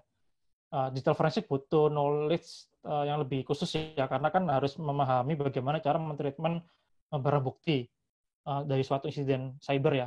Apalagi kalau insidennya ini akan dibawa ke pengadilan gitu. Jadi ada satu mekanisme namanya chain of custody yang harus dijaga oleh digital forensik tim agar bisa barang bukti ini dijadikan barang bukti yang sah untuk pengadilan seperti itu. Nah, ini kan berbicara eskalasi insidennya, kita juga harus berbicara gitu. Kalau insiden itu kan pasti akan banyak kan. Jadi sebenarnya kita itu pasti akan diserang, tapi pertanyaannya kapan gitu. Serangan itu akan bisa memberikan impact yang besar ke kita. Jadi walaupun kalau misalnya kita monitoring sistemnya baik-baik saja, justru kita harus khawatir. Nggak mungkin nggak ada yang nggak baik-baik saja gitu. Kita harus khawatir. Nah biasanya nanti kalau teman-teman yang saat ini sudah banyak tren, jadi layer 1 analis itu mereka melakukan proaktif insiden finding ya, dalam artian dia proaktif mencari apakah ada insiden sih sebenarnya gitu, apakah ada breach secara proaktif. Dan itu ada namanya threat hunting ya. Kalau teman-teman yang belum familiar, threat hunting itu aktivitas mencari threat yang ada di network kita. Jadi instead of kita duduk manis ngeliatin CM, kita coba mencari sendiri gitu dengan hipotesis tertentu gitu. Misalnya kita lagi baca berita, wah ada EPT sekian, atau misalnya sekarang lagi banyak ransomware ini ya, dia tiba-tiba nongol terus encrypt file misalnya. Nah, kita harus cari nih, ransomware X itu sebenarnya kriteria seperti apa sih gitu. IOC-nya seperti apa yang ada di network gitu. Terus biasanya dia attack ke jenis sistem yang mana. Terus misalnya di memori dia biasanya IOC-nya seperti apa. Nah, kita harus bisa cari secara manual. Menggunakan tools juga tentunya ya. Gitu. Kalau kita punya SIEM, kita bisa bikin correlation rules yang sesuai dengan kemampuan kita di situ atau menggunakan tools yang lain seperti itu. Nah itu kita harus bisa melakukan proaktif. Jadi sekarang udah zamannya proaktif, nggak cuma kita duduk manis ya. Itu yang perlu teman-teman highlight. Ketika nanti teman-teman mungkin bekerja di perusahaan yang memang cukup besar bisnisnya dan cukup kompleks sistem IT-nya. Nah terlepas dari itu, teman-teman nanti ketika ada suatu insiden itu harus bisa mengklasifikasikan. Jadi kan saya bilang insiden itu pasti ada, serangan pasti ada, pertanyaannya kapan dan bagaimana kita bisa mendeteksi, bagaimana kita bisa memitigasi seperti itu. Nah, untuk agar proses ini bisa efektif, itu tentunya kita harus melakukan klasifikasi dan prioritisasi ya. Nggak mungkin insiden yang sifatnya low itu diprioritaskan. Misalnya gini nih, dalam dalam waktu 5 menit, ternyata ada beberapa endpoint yang kena ransomware. Oke. Terus ada server, mungkin ada satu server yang kena ransomware juga, server production misalnya, yang server critical ya. Terus di satu sisi juga analis yang lain menemukan ada upaya brute force misalnya. Nah kita harus tentukan nih mana yang harus ditangani dulu. Kita harus tanganin ransom yang kena ke PC-nya user, ransom yang ke server, atau aktivitas brute force gitu. Ternyata mungkin analis lain menemukan ada upaya DDoS yang kebetulan aja ini lagi hapus aja bersamaan. Nah, pasti kan kita harus melihat, tim kita itu terbatas misalnya. Nah, kecuali kita punya banyak orang, sistem kita visibility-nya bagus, nggak masalah. Tapi kalau orangnya terbatas, sistemnya juga terbatas, kita harus bisa memilah mana yang paling penting gitu. Nah, kalau menurut teman-teman mana yang lebih penting gitu?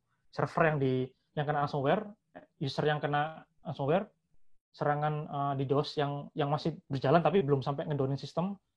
Sekarang kita punya anti DDoS ya, anggap aja kita punya anti DDoS atau aktivitas brute force seperti itu. Dan pasti kan nanti server yang kritikal bisa jadi yang diutamakan gitu, karena di situ ternyata data production terkait dengan data nasabah misalnya. Nah, baru yang kedua mungkin yang aktivitas brute force atau misalnya yang user kena ransomware tadi. Nah, itu nanti kita harus bisa prioritaskan sesuai dengan justifikasi kita dan juga kapabilitas timnya. Gitu.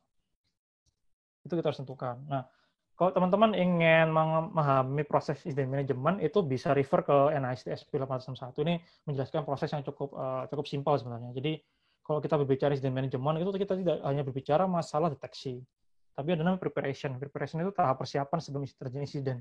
Dengan cara apa persiapannya? Persiapannya dengan cara misalnya kita melakukan melakukan training ke karyawan kita, ke analis tadi. L1, L2, L3 kan pasti butuh training juga gitu untuk bisa menguasai suatu kemampuan.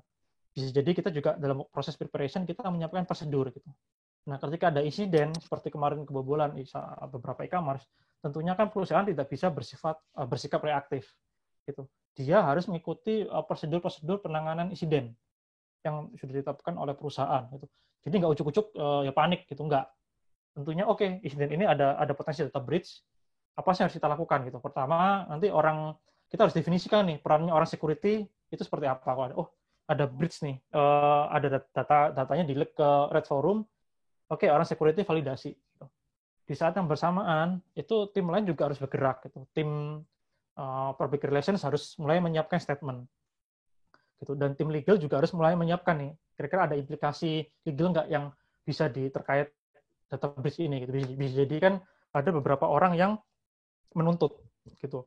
Kayak kasus salah satu e-commerce kemarin, ada yang beberapa orang yang menyarankan, oke, ini karena ada data breach walaupun nggak disengaja, tapi bisa dituntut pemilik sistemnya dengan undang-undang ini gitu. Dengan cara seperti ini, misalnya class action misalnya. Dan cara-cara yang lain. Itu kan harus dipersiapkan gitu. Jadi semua bergerak timnya. Tidak bisa hanya tim security yang disalahkan, kamu nih gimana sih? Kok bisa bobol? Nggak bisa kayak gitu. Jadi semua harus bisa bergerak. Nah, kalau tim security-nya terbatas personel dan juga mungkin kemampuannya, perusahaan itu yang sudah prepare biasanya dia sudah punya cyber insurance biasanya.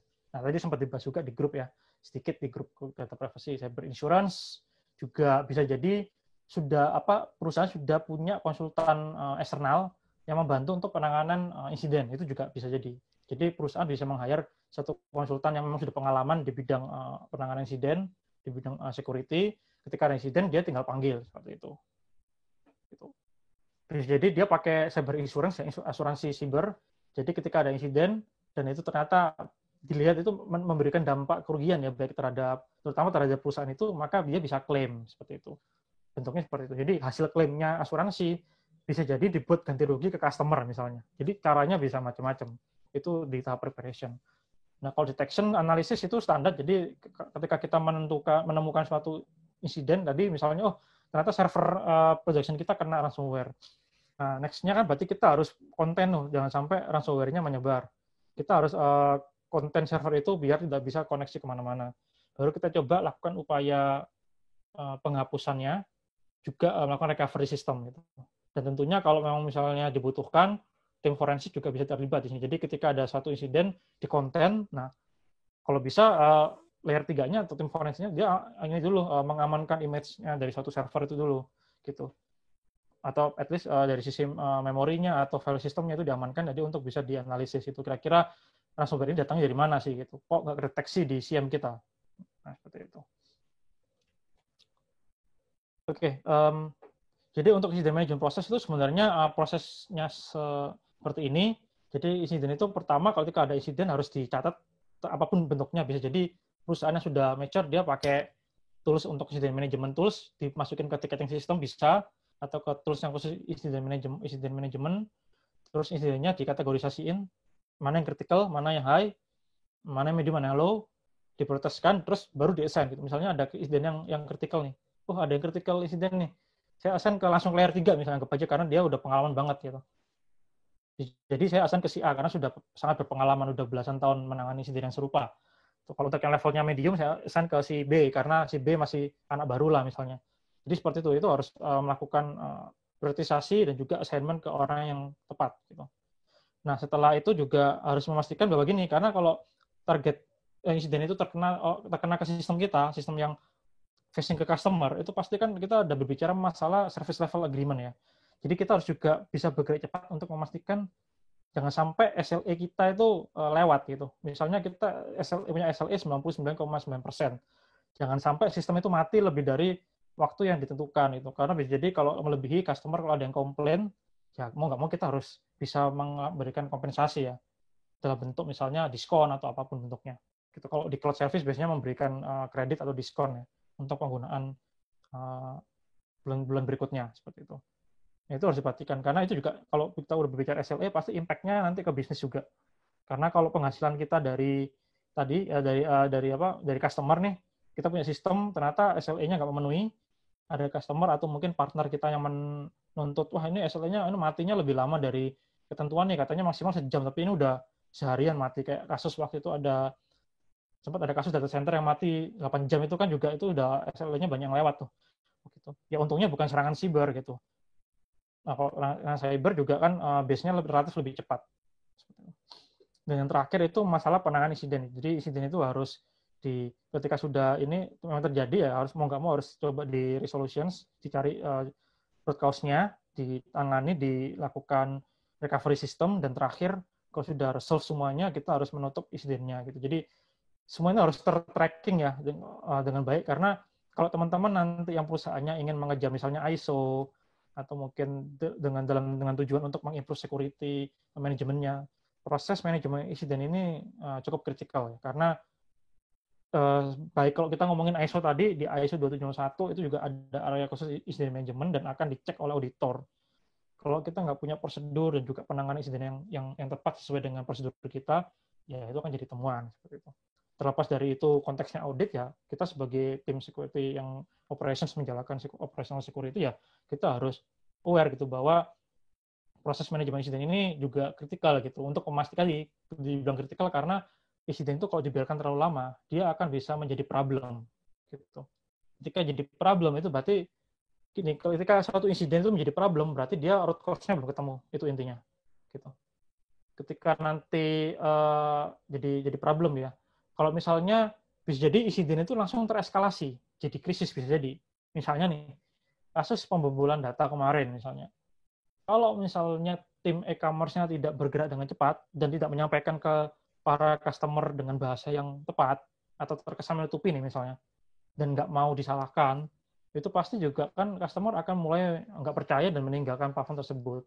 Itu nanti akan terlihat mungkin orang internal akan bisa melihat gara-gara kasus kemarin kok transaksinya jadi berkurang gitu. Tapi toko yang di sebelah kok meningkat tajam. Nah, bisa jadi kan berarti ada pergeseran customer kan. Gitu. Bisa jadi ya kita bisa berasumsi itu karena kasus yang kemarin misalnya. Nah, buktinya kan mungkin saat ini masih seperti biasanya, tidak terlalu terdengar kasusnya. Bahkan mungkin pengadilan mungkin saja berjalan tapi tidak masuk ke media misalnya. Bisa jadi seperti itu, bisa jadi gitu. Jadi itu kan salah satu mekanisme untuk bisa menjaga reputasi. Nah, itu yang penting, itu kan di level bisnis, tapi di level teknis kita juga dari sisi brand kita protect, reputasi kita jaga, tapi dari sisi teknisnya kita tetap bekerja nih untuk menyelesaikan insiden ini. Kira-kira bocornya dari mana sih gitu? Apakah orang internal, apakah ada zero day, ataukah ada attacker yang memang bisa bypass sistem kita, autentikasi sistem kita, atau karena ada misconfiguration sehingga nggak sengaja ke-expose, nah kita nggak tahu. Gitu.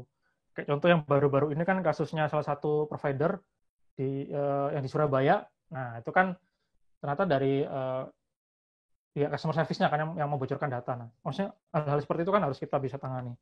Nggak dari sisi reputasi korporasi dan juga dari sisi teknis. Oh, ternyata kasusnya karena si outsourcing karyawan outsourcing ini ternyata dia menggunakan misalnya kamera atau apa untuk menyimpan informasi data pribadi misalnya. Nah, itu kan berarti kan ada hal tertentu yang memang di luar kontrolnya perusahaan, tapi tetap itu jadi tanggung jawab perusahaan untuk bisa menangani hal tersebut. Jadi ini cukup kompleks sebenarnya kalau memang insidennya cukup besar dan kalau tidak di-prepare dengan baik, ya akan menjadi masalah untuk berikutnya. Oke, mungkin sekian dari saya. Nanti kita bisa lanjutkan tanya jawab. Mungkin pas ya waktunya 1 jam.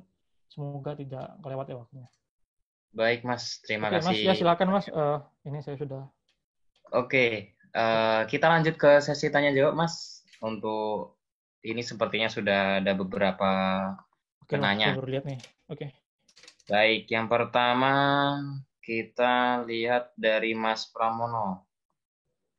Soal data privacy kontak tracing Tracing, ini yang oke. pernah di-compare dengan punya luar negeri. Keunggulan punya Indonesia apa kalau soal data privacy? Silakan Oke. Mas, mungkin bisa dijawab dulu Aduh, pertanyaan. ini sebenarnya mungkin saya nggak bisa jawab di sini ya, karena kan itu sudah agak lama. Dan juga sebenarnya saya juga nggak enak mau mempublikasi gitu, karena memang ya ini kan buatan kita ya. Maksudnya gini, saya juga nggak kenal siapa yang bikin, cuma kan saya iseng aja waktu itu kan lagi rame-rame orang membahas uh, apa contact tracing application ya. Awalnya kan ada yang dari Singapura, ada terus Indonesia juga bikin, negara lain bikin ya. Iseng-iseng aja kita lihat, oh ternyata seperti ini gitu. Apa namanya aplikasinya apa sih yang diakses? Ternyata misalnya akses minta Bluetooth, minta akses WiFi dan lain itu mungkin itu mungkin standar ya. Tapi kan mungkin ada hal-hal lain yang jadi concern, misalnya hard coded code. Nah, itu kan masih ada tuh hard coded key-nya di hard code di aplikasinya. Ya memang itu kaitannya sama security, cuma tetap aja gitu. Kalau misalnya kita berbicara ini ya pengujian aplikasi di mobile apps, itu kan hard coded key itu kan biasanya jadi temuan pentester ya biasanya ya. Kita sepakat. Jadi sebisa mungkin kita tidak menyimpan key yang sensitif di mobile application kita gitu. Karena kalau dari pengalaman pentest dulu pernah juga saya temukan ada key yang bukan key ya, itu ternyata encryption key. Jadi ketika key-nya di hardcode di aplikasi, nah kan kalau di SQLite-nya di Android-nya kan kadang data-data kan disimpan di situ ya, di lokal. Nah, ternyata waktu dibuka itu memang nggak kelihatan nih gitu. Tapi karena key-nya disimpan, jadi kita ngerti logiknya. Oh, ini function ini tuh untuk membuka, untuk mengencrypt database ini nih. Nah, kita tinggal copy kodenya, mungkin ke script Python ya atau ke Java. Udah kita buka aja datanya. Oh, ternyata bisa. Nah, kira-kira seperti itu. Nah, ya rasanya nggak etis mungkin kalau saya sampaikan, mungkin membandingkan ini ya, itu menyampaikan informasi hasil perbandingan. Cuma waktu itu saya nggak membandingkan secara detail, cuma saya lihat sekilas, oh ternyata ini loh kalau dalam konteks privacy mereka mengakses ini gitu. Sebenarnya nggak ada isu ya. Yang penting bukan maksudnya gini, tidak ada isu yang selama di privacy statement-nya di aplikasi itu disebutkan gitu. Nah, yang jadi masalah ketika kalau ini kebetulan belum ada undang-undangnya ya. Kalau misalnya udah ada, itu harusnya di depan sudah di notice gitu. Aplikasi ini akan nggak cuma di Google-nya, tapi di aplikasi kita, di aplikasi mobilenya ketika kita install buka, harusnya ada notifikasi. Oh, aplikasi ini akan meminta bla bla bla bla bla bla seperti itu. Atau enggak di bagian privacy statement-nya itu disebutkan bahwa apa aja yang kita kumpulkan itu. Nah, karena di Indonesia belum ada regulasi yang mungkin sekitar GDPR, jadi biasanya company di Indonesia itu cukup mengakalinya dengan menggunakan implicit consent namanya. Jadi mereka tulis di term and condition atau privacy statement. Nah, diasumsikan kita kalau buka aplikasi pasti udah baca gitu. Atau enggak kita misalnya install aplikasi pertama kali di depan pasti ada kan ini kan privacy statement. Klik Nah, beberapa kadang kita kan kali gitu suka nih. kadang kita kan suka nge-scroll doang kan kita baca kan, benar nggak? Nah, itu Betul. kan sebenarnya dia sebutkan di sana gitu. Nah, kalau kita misalnya kita oke, ya harusnya kita udah setuju. Nah, itu yang konsep itu yang diinginkan oleh sebagian mungkin semua perusahaan di Indonesia ya. Beda kalau kita lihat GDPR, itu mereka benar-benar strict. Mereka itu kebetulan saya juga mungkin saya nggak tahu, mungkin kalau ada kesempatan lain saya bisa demoin tools yang lagi saya pakai untuk data privacy ini ya, personal data processing. Itu bahkan sampai cookie, sampai misalnya gini, saya ingin mengubah data nih atau pengen validasi itu pun ada prosesnya. Memang akan lebih ini sih jeleknya itu dia akan lebih lama tuh, untuk memproses data. Jadi kira-kira seperti itu. Mungkin nggak bisa saja spesifik ya untuk yang aplikasi contact tracing ini. Tuh. Baik, Saya sih masih simpan sih Mas. hasilnya, cuma nggak bisa saya publikasi. Buat saya pribadi doang sih, bukan buat bug bounty atau enggak sih buat saya pribadi aja. Saya masih simpen hasilnya sih seperti itu. Baik, Mas. Untuk berikutnya dari Mas Bagas, apakah DLP Tools ini bisa mendeteksi email pribadi yang dibuka di browser atau aplikasi seperti WhatsApp yang juga bisa juga kirim file keluar? DLP mungkin tadi Oke. penjelasannya bukan tools ya, Mas? Nah gini, sebenarnya kalau tools di Alpi itu, oke, mungkin saya sedikit komen. Oke, sebelumnya minta maaf ya tadi kalau misalnya agak cepat karena saya asumsikan saya cuma dikasih waktu setengah jam ya, 40 menit. Jadi saya agak cepatkan karena takut kelewat waktunya. Ternyata ini masih bisa sejam, Mas ya. Jadi Tidak aman ya. masalah. Aman ya. Ya, Oke, aman, Mas, aman. aman-aman. Oke, saya takutnya waktunya enggak ini. Oke, yang di Alpi tadi, oke. Kalau di Alpi itu saya asumsikan pertanyaannya ini toolsnya ya. Kalau toolsnya itu dia bisa, memang gini, dia bisa protect di level email server. Tapi lagi-lagi gini, kalau di Alpi Tools itu akan tergantung produknya. Nah, kalau misalnya dibuka di browser dan aplikasi seperti WA, kalau aplikasi untuk di email pribadi itu dia akan bisa detect. Kalau misalnya case-nya gini, saya misalnya punya email kantor kan, saya forward ke email pribadi nih. Nah, itu bisa dideteksi seperti itu. Tapi kalau misalnya upload, misalnya saya pakai komputer kantor, saya buka Gmail, saya upload di Gmail nih, itu bisa juga kalau dia pakai DLP yang di endpoint. Nah, tadi mungkin saya nggak sempat jelaskan detail. Jadi DLP endpoint itu dia bisa memproteksi mulai dari apa yang kita ketik. Misalnya gini, biasanya kan kita punya lihat dokumen kan, wah ada file PDF nih.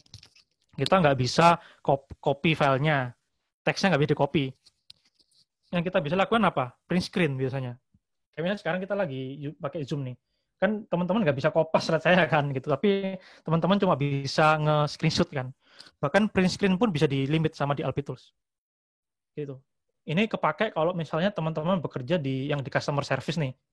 Seperti kasusnya di Surabaya, itu kan dia klaim dia nggak bisa akses datanya, nggak bisa di-copy kan. Akhirnya dilakukan apa? Dia foto. Nah, kalau di foto emang nggak bisa sih di tool DLP-nya. Tapi kalau dia screenshot misalnya, dia nge-screenshot pakai print screen lah gitu, atau kombinasi keyboard ya untuk print screen, itu bisa diproteksi seperti itu. Tools DLP endpoint itu yang pernah saya pakai itu bisa ngeproteksi print screen. Jadi print screen di disable. Seperti itu bisa. Nah, tapi kalau sudah sampai ke WA itu jujur saya kurang tahu kalau di HP itu apakah tools sekarang itu sudah apa namanya sudah bisa sampai ngeblocking kalau transmitnya di WA ya, karena asumsi saya waktu saya itu implementasi itu tidak menggunakan BWOD karyawannya, jadi menggunakan PC atau laptop standar lah gitu dari kantor, tidak ada BWOD gitu. Nah, kalau misalnya BWOD ini kalau saya pribadi belum tahu, tergantung solusinya. Mungkin nanti kalau di grup ada teman-teman dari vendor di Alpi mungkin bisa share ya. Bisa nggak sih filenya itu yang udah anggap aja saya buka laptop kantor, saya buka WA yang ini ya, WA yang browser ya misalnya ya. Itu bisa jadi DLP endpoint bisa aja mungkin ngeblocking itu ya gitu ketika dia mendeteksi aktivitas upload. Tapi saya nggak tahu, itu harus dikonfirmasi oleh yang punya produk gitu, karena saya nggak ini ya, nggak bukan prinsipal ya, jadi saya nggak tahu dia punya atau nggak. Cuma waktu itu memang belum ada case yang ngeblocking di WA seperti itu, belum. Case-nya lebih ke blocking email, blocking kalau kita transfer lewat port tertentu, atau kita kirim lewat email pribadi. Nah, itu seperti itu kira-kira. Baik, Mas. Kita ke Yes. pertanyaan selanjutnya. Kalau misalnya kita sebagai karyawan yang bekerja di... Wah, ini pertanyaannya bagus nih, Mas. Ini juga mau saya tanyakan tadi. Iya. Kalau misalnya kita sebagai karyawan bekerja di kantor yang profitnya tidak setinggi perbankan, atau mungkin dalam artian tidak memiliki sumber daya yang besar gitu, Mas, untuk investasi ke security gitu ya mungkin. Gimana untuk menjaga data internalnya? Sekilas Mas Pramoni googling harga di LP, IBM, TIM itu mahal-mahal gitu, Mas. Gimana Ya, gimana? emang mahal sih harganya. Ya, gimana Dan dengan biasanya yang iya ya Mas, yang maksud saya misalnya perusahaan-perusahaan yang mungkin tidak punya resource yang ya besar untuk bisa investasi ke security gitu. ya pertama ini sih tadi balik ke penjelasan saya kan sempat tadi kasih lihat mind map itu yang paling pertama apa saya sebutin itu masalah akses kan. Paling basic banget itu kita menjaga akses. Kan pasti kalau perusahaan kecil pasti pakai firewall kan, pasti nggak, ya mungkin sebagian besar lah perusahaan sekarang pasti pakai firewall dong pasti. Nah setidaknya pertama kita batasin akses di level network seperti itu. Itu yang pertama. Kedua, kita batasi orangnya. Dalam artian siapa yang bisa akses, yang boleh lihat itu kita batasin gitu. Sebenarnya saya nggak tahu deh. Kalau sebenarnya ada solusi namanya Right Management System itu punya si Microsoft ya dulu ya itu jadi file itu saya sih sempat coba jadi ketika ada suatu saya nggak tahu tapi mahal atau enggaknya saya nggak tahu ya itu saya nggak jualan itu soalnya itu ketika saya punya file dengan tools tadi punya Microsoft itu sebenarnya bapaknya Microsoft sih itu ketika file itu saya kirim ke email pribadi saya buka di rumah itu nggak bisa gitu tapi ketika saya balikin ke kantor lagi itu bisa dibuka dengan laptop yang berbeda. Itu bisa seperti itu. Itu harusnya mungkin lebih murah dari DLP dan lain-lain ya. Tapi juga nggak cukup sih kalau itu aja. Tuh. Nah, balik ke masalah akses tadi, itu kita harus bisa limit pertama akses dari level jaringan dulu. Nah, gini karena kalau saya juga dulu pernah config server juga itu biasanya kalau teman-teman sistem admin itu biasanya suka pakai konfigurasi default biasanya. Jadi kayak misalnya port-port yang nggak penting-penting itu masih kebuka. Nah, itu kan jadi memudahkan si attacker buat nge-eksploitasi kan, apalagi kalau sistem nggak di-patch. Tuh. Itu akses yang pertama. Nah, itu kan berarti dari sisi akses itu kita harus batasi sebenarnya. Server ini harusnya bisa komunikasi kemana aja gitu. Terus orangnya bisa akses itu siapa aja gitu yang bisa melihat data ini dan bisa menerima data ini. Kayak contoh data keuangan kan nggak mungkin kita orang IT bisa akses nggak boleh seperti itu. Itu cukup orang finance aja sama accounting sama bos-bos misalnya. Nah seperti itu. Nah itu dari sisi akses. Yang kedua itu cyber hygiene-nya. Cara paling mudah pertama kita harus rajin patching dan update. Karena bisa jadi walaupun kantor kita misalnya nggak gede, itu kalau kita kena ransomware nih, ya kan sama aja bohong. Kita pasti juga data kita hilang juga, gitu. Hilang dalam artian ke encrypt ya, bukan benar-benar hilang. Nah itu kan sebenarnya kalau kita pelajarin ya, mungkin yang belum mungkin buat rekan-rekan yang belum pernah lihat bagaimana si ransomware ini bisa menyebar, itu kan kadang aplikasi-aplikasi seperti itu, malicious application seperti itu kan dia memanfaatkan celah di server apa di endpoint-nya gitu. Misalnya, oh dia mendeteksi SMB versi 1 gitu. Waktu saya pentest juga kadang saya masih temukan tuh di bank tuh. Ya, ini SMB satunya kenapa aktif gitu. Atau misalnya dia pakai ini kalau sedikit teknis ya, dia misalnya karena SMB 1 dia bisa pakai community name-nya public misalnya. Nah, itu kan orang jadi bisa ngelihat saat isi servernya kan gitu. Seperti itu. Andai kan dia pakai versi 2 pun, nah masih bisa di brute force misalnya. Jadi hal-hal basic sih itu yang perlu diperhatikan gitu. Kalau misalnya limited budget itu dari sisi sistem itu yang pertama banget akses itu paling penting akses. Kedua itu pastikan patching sama update gitu. Itu kan sekarang kan attacker juga makin advance, jadi itu minimal itu yang kita lakukan. Nah, kalau dari sisi user itu juga awareness user penting gitu. Kita harus rutin melakukan awareness, security awareness gitu ya. Memang sedikit usaha lah. Tapi sekarang kayaknya gampang deh kita cari materi-materi awareness. Banyak poster-poster bagus kok di Google. Kita bisa mungkin ambil, tapi kita cantumkan sumbernya ya. Itu dari mana gitu. Atau misalnya kita bikin aja email. Mungkin ya nggak harus setiap hari, paling nggak 2 minggu sekali gitu. Atau sebulan sekali. Atau misalnya kalau setiap ada kasus yang booming kayak ransomware. Atau misalnya kasus sekarang lagi banyak aplikasi yang malicious yang memanfaatkan isu-isu corona. Nah, itu juga bisa dijadikan bahan awareness gitu ke karyawan. Karena kan attack-nya kan juga nggak cuma ke server kan, karyawan kan sekarang jadi attack vector yang utama gitu kalau buat attacker gitu. Karena attacker pasti asumsi sistemnya udah di-harden. Jadi yang belum di-harden biasanya orang. Nah, orangnya kita serang.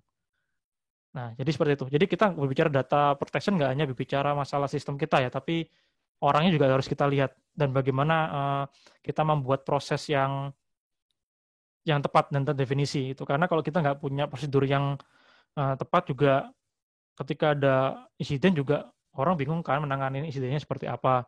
Atau misalnya kalau nggak diatur dengan kebijakan, misalnya ya orang suka-suka gitu. Kalau misalnya, kalau misalnya gini nih, kita udah tahu nih, kalau orang sebagai orang security kita harus ngerti, sistem admin kamu harus misalnya lakukan update secara rutin, patching, juga harus melakukan misalnya user access review secara rutin. Terus ya bisa jadi dia bilang, ngapain aku harus repot-repot gitu. Emang ada aturannya kayak gitu. Nah, itulah pentingnya kebijakan dan prosedur. Jadi kita nggak bisa remehkan. Jadi kira-kira itu sih Mas kalau buat yang mungkin kantornya nggak punya budget gede ya gitu. Dan juga mungkin terakhir juga kita harus memastikan sistem kita aman. Misalnya dengan melakukan tadi hardening rutin, juga bisa jadi kita melakukan pentest gitu. Kan juga pentest nggak terlalu mahal-mahal juga kan harusnya. Seperti itu. Baik, Mas. Ya, kira-kira seperti itu. Ada pertanyaan yang dikirim private, mungkin bisa. Oh, sebelumnya ada satu pertanyaan yang di layar. Secara best practice, apakah DLP ini hanya dilakukan oleh IT pusat suatu organisasi, atau jika organisasi tersebut besar, bisa di-assign di masing-masing unit organisasi untuk men-tagging mana data yang sensitif, dan apakah bisa dilakukan oleh orang yang bukan punya background IT? Ini bagus pertanyaannya. Jadi kalau kita melihat presentasi saya tadi kan saya tekankan ada yang namanya data governance. Data governance itu sifatnya tersentral, baiknya gitu. Jadi jawabannya untuk DLP seperti itu sama. Jadi DLP juga bagusnya itu terpusat agar bisa lebih terkoordinasi. Cuma nanti untuk implementasi kita tidak harus geng-beng lah, dalam artian semua dikerjakan, bisa bertahap. Kayak contoh kasus ada salah satu rekan itu yang memang banyak diskusi tentang DLP dengan saya dan tim itu. Ini satu organisasi yang cukup besar banget malah. Banyak perusahaan bergantung sama organisasi ini. Otomatis organisasinya cukup besar dan partnernya banyak. Nah, dia punya tim data governance. Itu terpusat ya, data governance-nya. Jadi tim data. Nah, tim data governance ini gitu, sejak pertama dibentuk sampai sekarang itu dia bertahap. Jadi setiap tahun dia merapikan data misalnya 2 atau 3 unit bisnis gitu. Unit bisnis mana yang perlu dirapiin? Nah, pasti yang paling kritikal kan. Jadi misalnya dari 20 divisi bisnis itu dia tahun ini 3 yang dirapikan.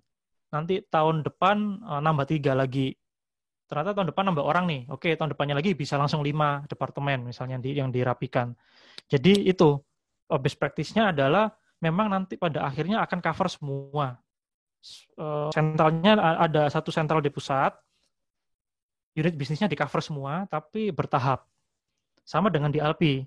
DLP juga sama. Kita harus melihat sejauh mana kapabilitas tim data governance untuk mengcapture data tadi gitu. Kan tadi di slide saya tunjukkan yang paling kritikal itu proses identifikasi data flow dan klasifikasi data.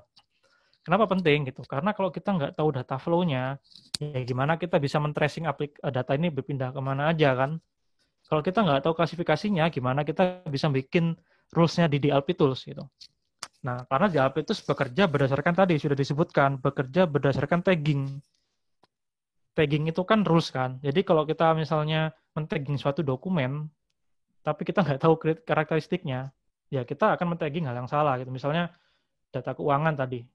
File PDF itu diidentifikasi sebagai laporan atau data keuangan sensitif yang harusnya cuma manajemen aja yang tahu sama komisaris lah. Tapi karena kita mungkin tidak bisa mendefinisikan dengan tepat, jadi ketika kita mendefinisikan rules, kita tidak bisa melihat uniqueness dari satu objek itu akan susah gitu. Dan sistem bisa jadi akan false positif gitu. Bisa jadi ternyata ada rules seperti ini dengan karakteristik data seperti ini. Ini data sensitif nih. Probability-nya 90%. Oke, dia tag sebagai sensitif. Ternyata pas dicek, kok saya kirim cuma data latihan doang nggak bisa ya gitu. Kebetulan ada orang mau exam, dia ada latihan buat ini, buat sertifikasi audit misalnya. Ada latihan untuk mengerjakan laporan keuangan. Ternyata itu di tag sistem itu di email sebagai data sensitif karena ada format laporan keuangan standarnya perusahaan. Padahal laporan keuangannya cuma buat latihan doang gitu. Nah, itu kan jadi seperti itu. Jadi challenge-nya seperti itu, Mas. Kalau misalnya masalah tagging, men-tagging tadi ya. Kalau kita nggak punya data classification yang jelas di level pusat, dan kita tidak bisa menurunkan itu sampai ke level yang paling kecil gitu. Secara granular, itu akan banyak false positif di tools di Alpi gitu. Makanya kan saya bilang waktu di grup, di Alpi ini kita nggak bisa cuma sekedar pasang beres sudah nggak bisa. Sebelumnya kita harus punya fondasinya, yaitu proses data governance yang tepat gitu. Setidaknya kita punya struktur data yang bagus, ada tim yang mengelola data dengan baik, kita sudah assign data steward ya, jadi orang yang memahami benar-benar data itu seperti apa. Nah, baru kita pasang toolsnya. Setelah kita tinggal, kita harus maintain. Karena kan harus dituning terus. Oh, ternyata ini false positif, segala macam. Karena juga kalau orang udah pakai DLP, ya jangan salahkan kalau kita misalnya nggak proper prosesnya nih. Tiba-tiba user kirim email biasa, diblok emailnya. Karena sistem deteksi adanya file sensitif yang dikirimkan. Nah, kan mungkin gitu. Jadi harus banyak ada proses improvement-nya gitu. Seperti itu. Dan apakah bisa dilakukan oleh orang yang bukan background IT? Nah, ini masalahnya gini, kalau untuk tools-nya mau nggak mau ya harus yang punya background IT gitu. Kan nggak mungkin orang, misalnya saya mau memprotek datanya, data HR, nggak mungkin orang HR-nya saya kasih tool DLP-nya kan nggak mungkin kan. Gitu.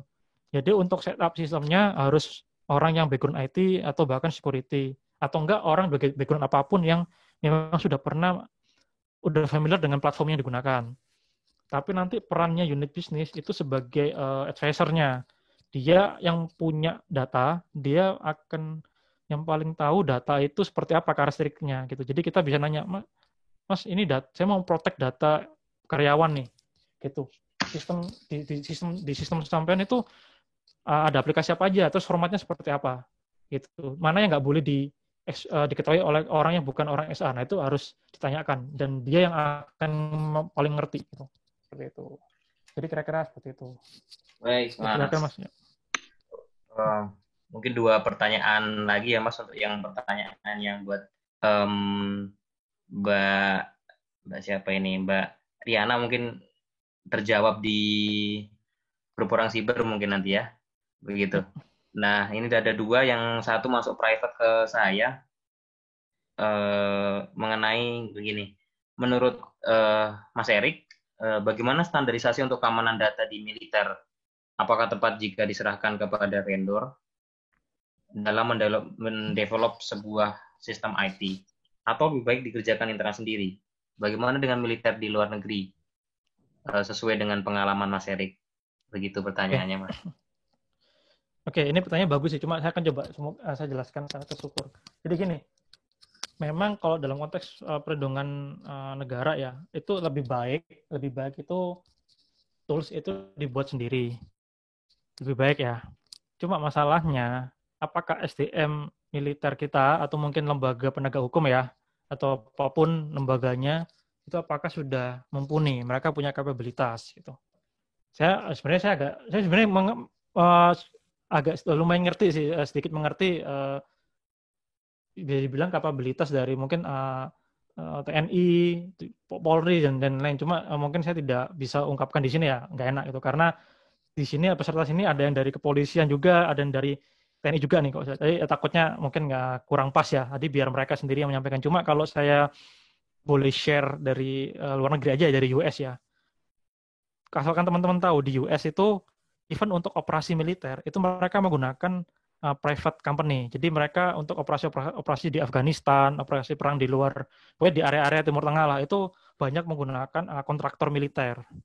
Itu dari orang ya, dari orangnya. Gitu. Mungkin teman-teman kok sering lihat film-film kan, itu ada maksudnya kebanyakan itu yang dikirim ke sana itu kontraktor militer gitu. Karena pertama itu dari sisi biaya lebih murah seperti itu. Walaupun nanti kadang kontraktor militer itu di training juga oleh tentaranya US. Cuma itu untuk pertama dalam konteks ini untuk menghemat budget bisa jadi.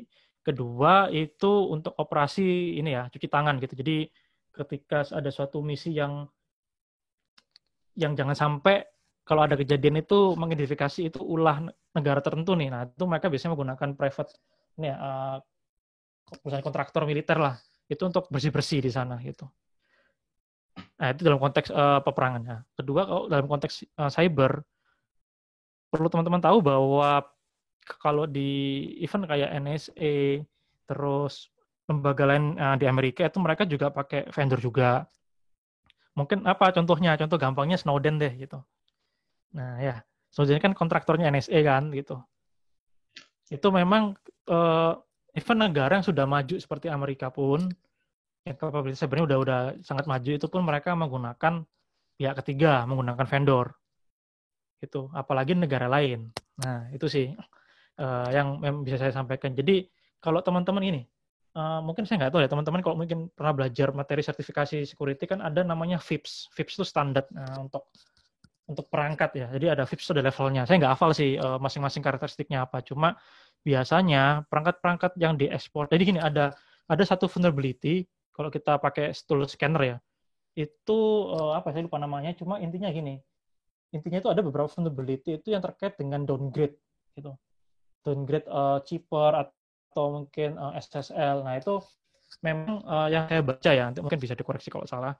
Memang perangkat-perangkat yang dijual oleh perusahaan di US yang diekspor keluar itu memang harus di downgrade standarnya dari perangkatnya US. Kenapa? Agar US atau mungkin negara yang maju yang lainnya lah itu mereka agar bisa ya ibaratnya gini nih. Saya punya satu spesifikasi nih. Saya jual ke tempat lain tapi saya downgrade. Tujuannya biar saya bisa ngebongkar. Tuh, jadi jangan teman-teman jangan heran kalau misalnya mungkin NSA dengan kemampuan processing power-nya besar bisa saja menyadap atau apapun ya dimungkinkan gitu karena memang teknologi yang dikeluarkan dari sana itu memang di downgrade standarnya dari yang standarnya militer di sana tuh. Dan terlepas dari itu pun juga menjawab pertanyaan tadi masalah lebih baik bikin sendiri atau enggak ya tetap lebih baik bikin sendiri. Cuma tadi masalahnya kita punya SDM enggak yang mencukupi seperti itu. Nah, even di US tadi aja pun mereka juga banyak menggunakan kontraktor militer, terus juga vendor-vendor perangkat security gitu. Tapi ada tapinya.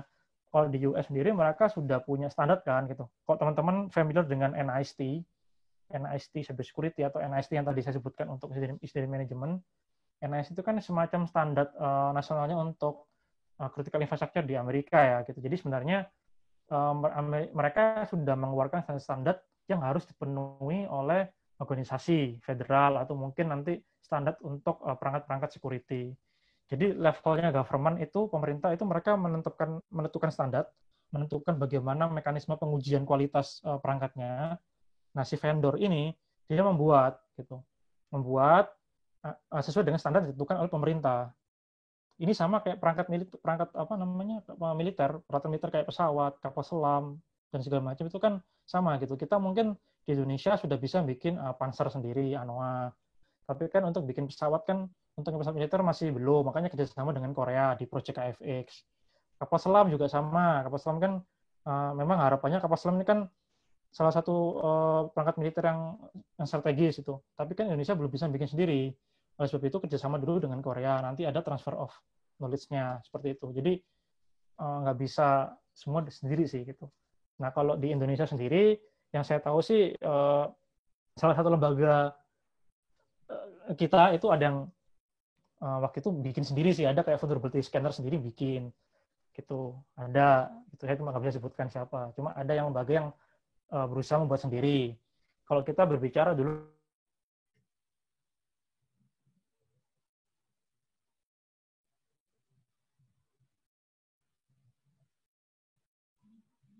Halo, Mas Erik, masih di sana? Mohon maaf, koneksinya terputus.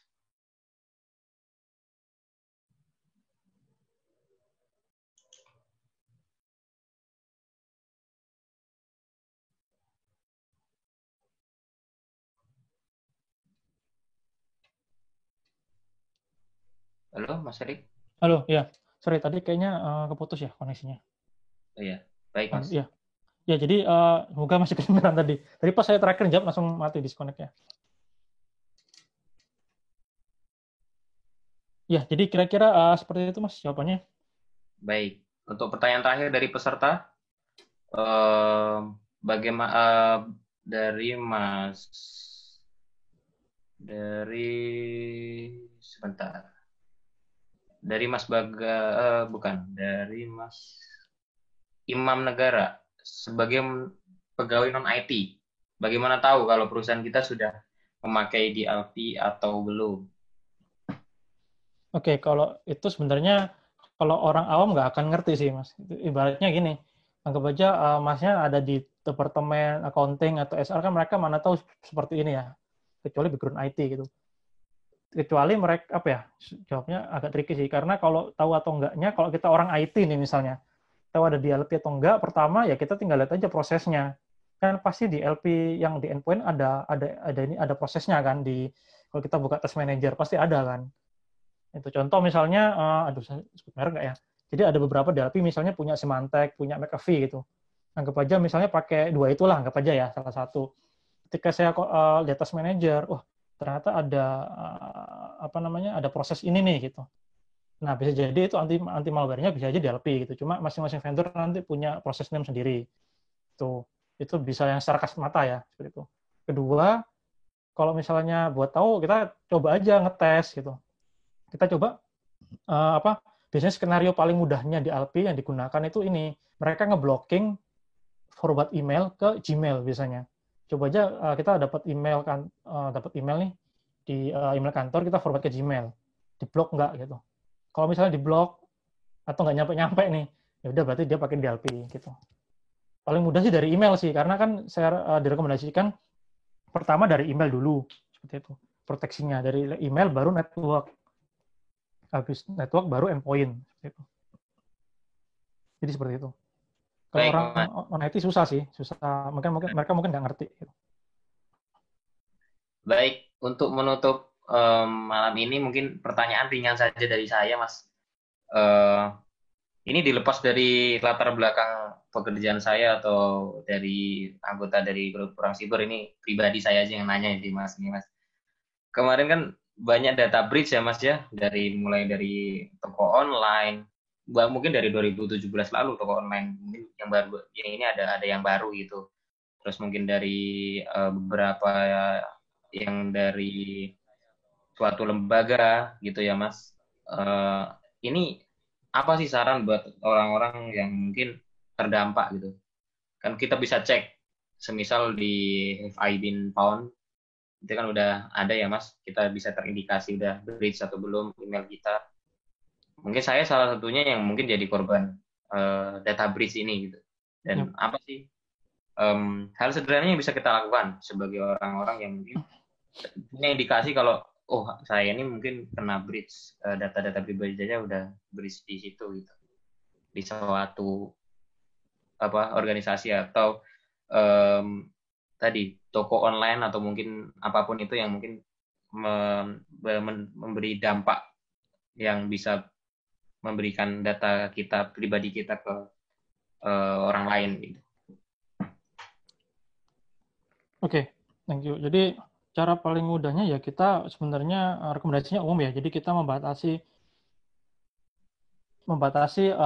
data yang kita sharing. Misalnya atau dengan memberikan informasi seminim mungkin. Kalau kayak contoh misalnya kalau di kehidupan apa ya, contoh gini, ini case yang nyata yang saya alami, misalnya waktu saya mau ngisi acara nih, gitu, kadang panitia minta foto KTP sama PWP dong gitu, buat administrasi misalnya. Saya pasti nanya ini buat apa gitu. Sebenarnya butuh apanya sih gitu.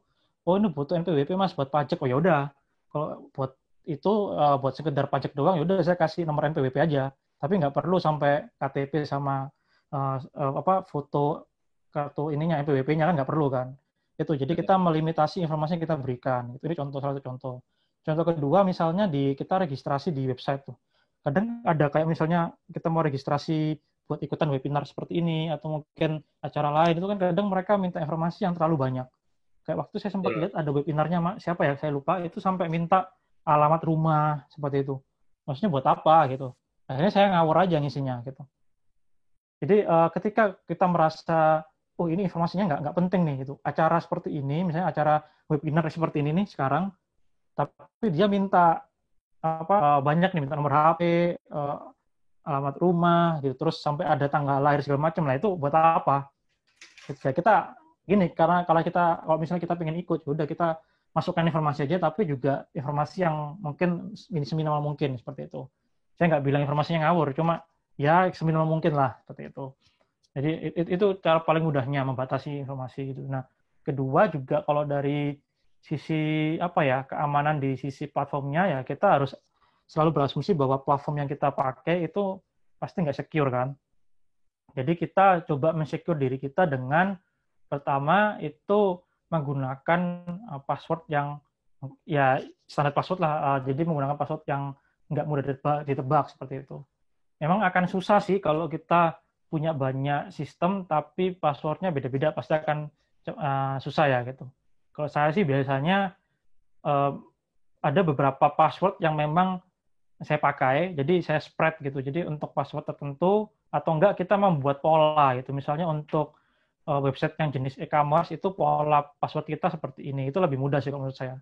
Saya juga kalau misalnya di beberapa platform itu saya pakai suatu pola gitu. Oh, kalau platformnya ini nanti seperti ini kayak gitu passwordnya gitu. Jadi ketika nanti saya mau login, saya nggak akan lupa. Oh, saya kalau di platform ini saya pakai yang kayak gini nih passwordnya.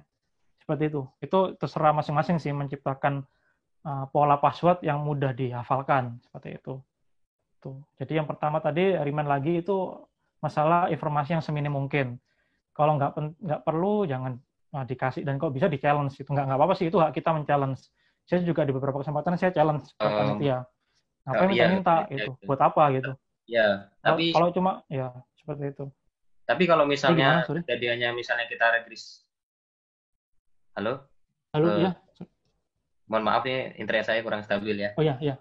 Pertanyaannya gini Mas, kalau misalnya kan sekarang untuk registrasi itu sudah banyak yang harus mencantumkan KTP, swafoto dengan KTP itu sering. Bahkan platform yang salah satu platform yang kalau saya pribadi pernah ikut bug hunting ya, salah satu platform juga. Itu harus memberikan informasi detail-detailnya gitu kan Mas. Nah ini kan banyak sekarang nih, hampir semua platform yang membutuhkan data pribadi itu pasti butuh swafoto dan juga KTP, NPWP dan lain sebagainya nih Mas. Nah ini kita bagaimana bisa mempercayai platform-platform ini gitu kan? Kebanyakan kan startup gitu Mas, begitu Mas. Ya. Jadi sebenarnya saya sebenarnya juga menanyakan ini ya, sebenarnya concern-nya itu sama dengan saya ketika waktu itu saya juga sempat mau daftar platform Bug Bounty juga. Cuma ketika melihat persyaratannya, saya nggak jadi daftar akhirnya. Gitu. Karena gitu ya? terlalu, ya nanti sebenarnya tergantung resiko gini sih. Kalau mungkin buat saya dan Mas Anggi mungkin beda ya, nanti akan tingkat resiko acceptance-nya beda gitu loh. Ketika nanti memang kalau Mas Anggi memang bug bounter kan memang mau nggak mau harus buat dapat uang kan. Kalau saya nggak perlu amat gitu. Saya masih bisa melakukan dapat uang dari pentest dengan cara yang lain misalnya gitu. Nggak harus jadi bug bounter misalnya. Itu nanti tergantung preferensi kita gitu. Nah, seperti yang saya jelaskan kan setiap platform pasti punya terms and condition, juga kebijakan privasi. Nah, baiknya nanti kalau memang mau skeptis, saya sarankan sih kita baca dulu kebijakan privasinya seperti apa. Bagaimana data kita, bisa jadi data kita nanti kan di-share kan. Bisa jadi kita harus lihat gitu. Ketika nanti misalnya, data kita ternyata akan di-share nih oleh platformnya. Ya udah kita opsinya di tangan kita mau tetap lanjut atau enggak. Gitu. Karena kan kebanyakan platform kan menggunakan implicit consent ya, atau misalnya concern-nya yang sekali doang gitu. Jadi ketika kita daftar di depan, kita centang setuju dengan term and condition, ya udah selamanya oke. Nah, itu kan yang sebenarnya dikejar banyak platform lokal gitu. Padahal kalau di Eropa nggak seperti itu. Nah, kalau ekspektasi saya sih kalau saya pribadi pengennya kayak yang di Eropa sih. Jadi bisa setiap ada aktivitas pemrosesan ada notifikasinya gitu. Dan juga platform harus memastikan selalu mengupdate notifikasi privasinya. Cuma kan kalau di Indonesia jarang gitu. Nah, itu sih yang jadi pertimbangan gitu. Kalau misalnya Mas Anggi misalnya oke dengan kondisi seperti ini karena memang pekerjaan saya bug bouncer ya mau nggak mau kan harus ngikutin kan gitu. Jadi memang itu memang sudah peraturan platform yang kita nggak bisa apa ya nggak bisa kita hindari gitu kecuali kerjasama bisnis. Kalau kerjasama bisnis masih bisa di kontrak gitu. Saya mungkin sempat juga pernah sebutkan juga di grup di komunitas data privacy gitu. Kalau konteksnya kerjasama bisnis masih bisa dikondisikan biar lebih minimal informasi pertukaran informasinya. Tapi kalau yang ibaratnya seperti itu ya berarti ya mau nggak mau kita harus ngikutin platformnya sih seperti itu. Karena kan apalagi kalau mungkin kita semua juga udah aware ya, kalau suatu platform itu gratis, berarti ya uangnya dari data kita itu uangnya gitu. Even Iya, kalau betul. yang sudah bayar pun juga data kita tetap jadi uang. Kan ada saya nggak tahu deh, saya sempat share ini nggak ya? Kayak saya sempat share foto itulah anekdot itunya lah gitu. Jadi free ada yang berbayar lah gitu. Yang free tetap aja data kita jadi uang, yang berbayar pun tetap cuma bedanya lebih dikit aja gitu. Ya, kalau Tapi tetap suatu produk itu gratis, maka kita adalah produknya mungkin, iya Mas. kita produknya. Itu bahasa ya saya rasa semua teman-teman sudah ngerti lah ya anekdot Ya. ini ya. Artinya nanti kesimpulannya adalah ketika ada suatu hal yang memerlukan data pribadi sampai ke titik swafoto dan juga KTP dan sebagainya, kita harus aware dengan aturannya yang disampaikan ke mereka dan kembali ke diri kita mau Ya ke masing-masing benar. memberikan menerima risikonya dengan memberikan data kita, tapi dengan prevensi tadi melihat aturannya tadi ya Mas berarti Mas. Iya gitu. Jadi memang meminimalkan informasi itu. Tergantung Baik ya. Mas. Ya.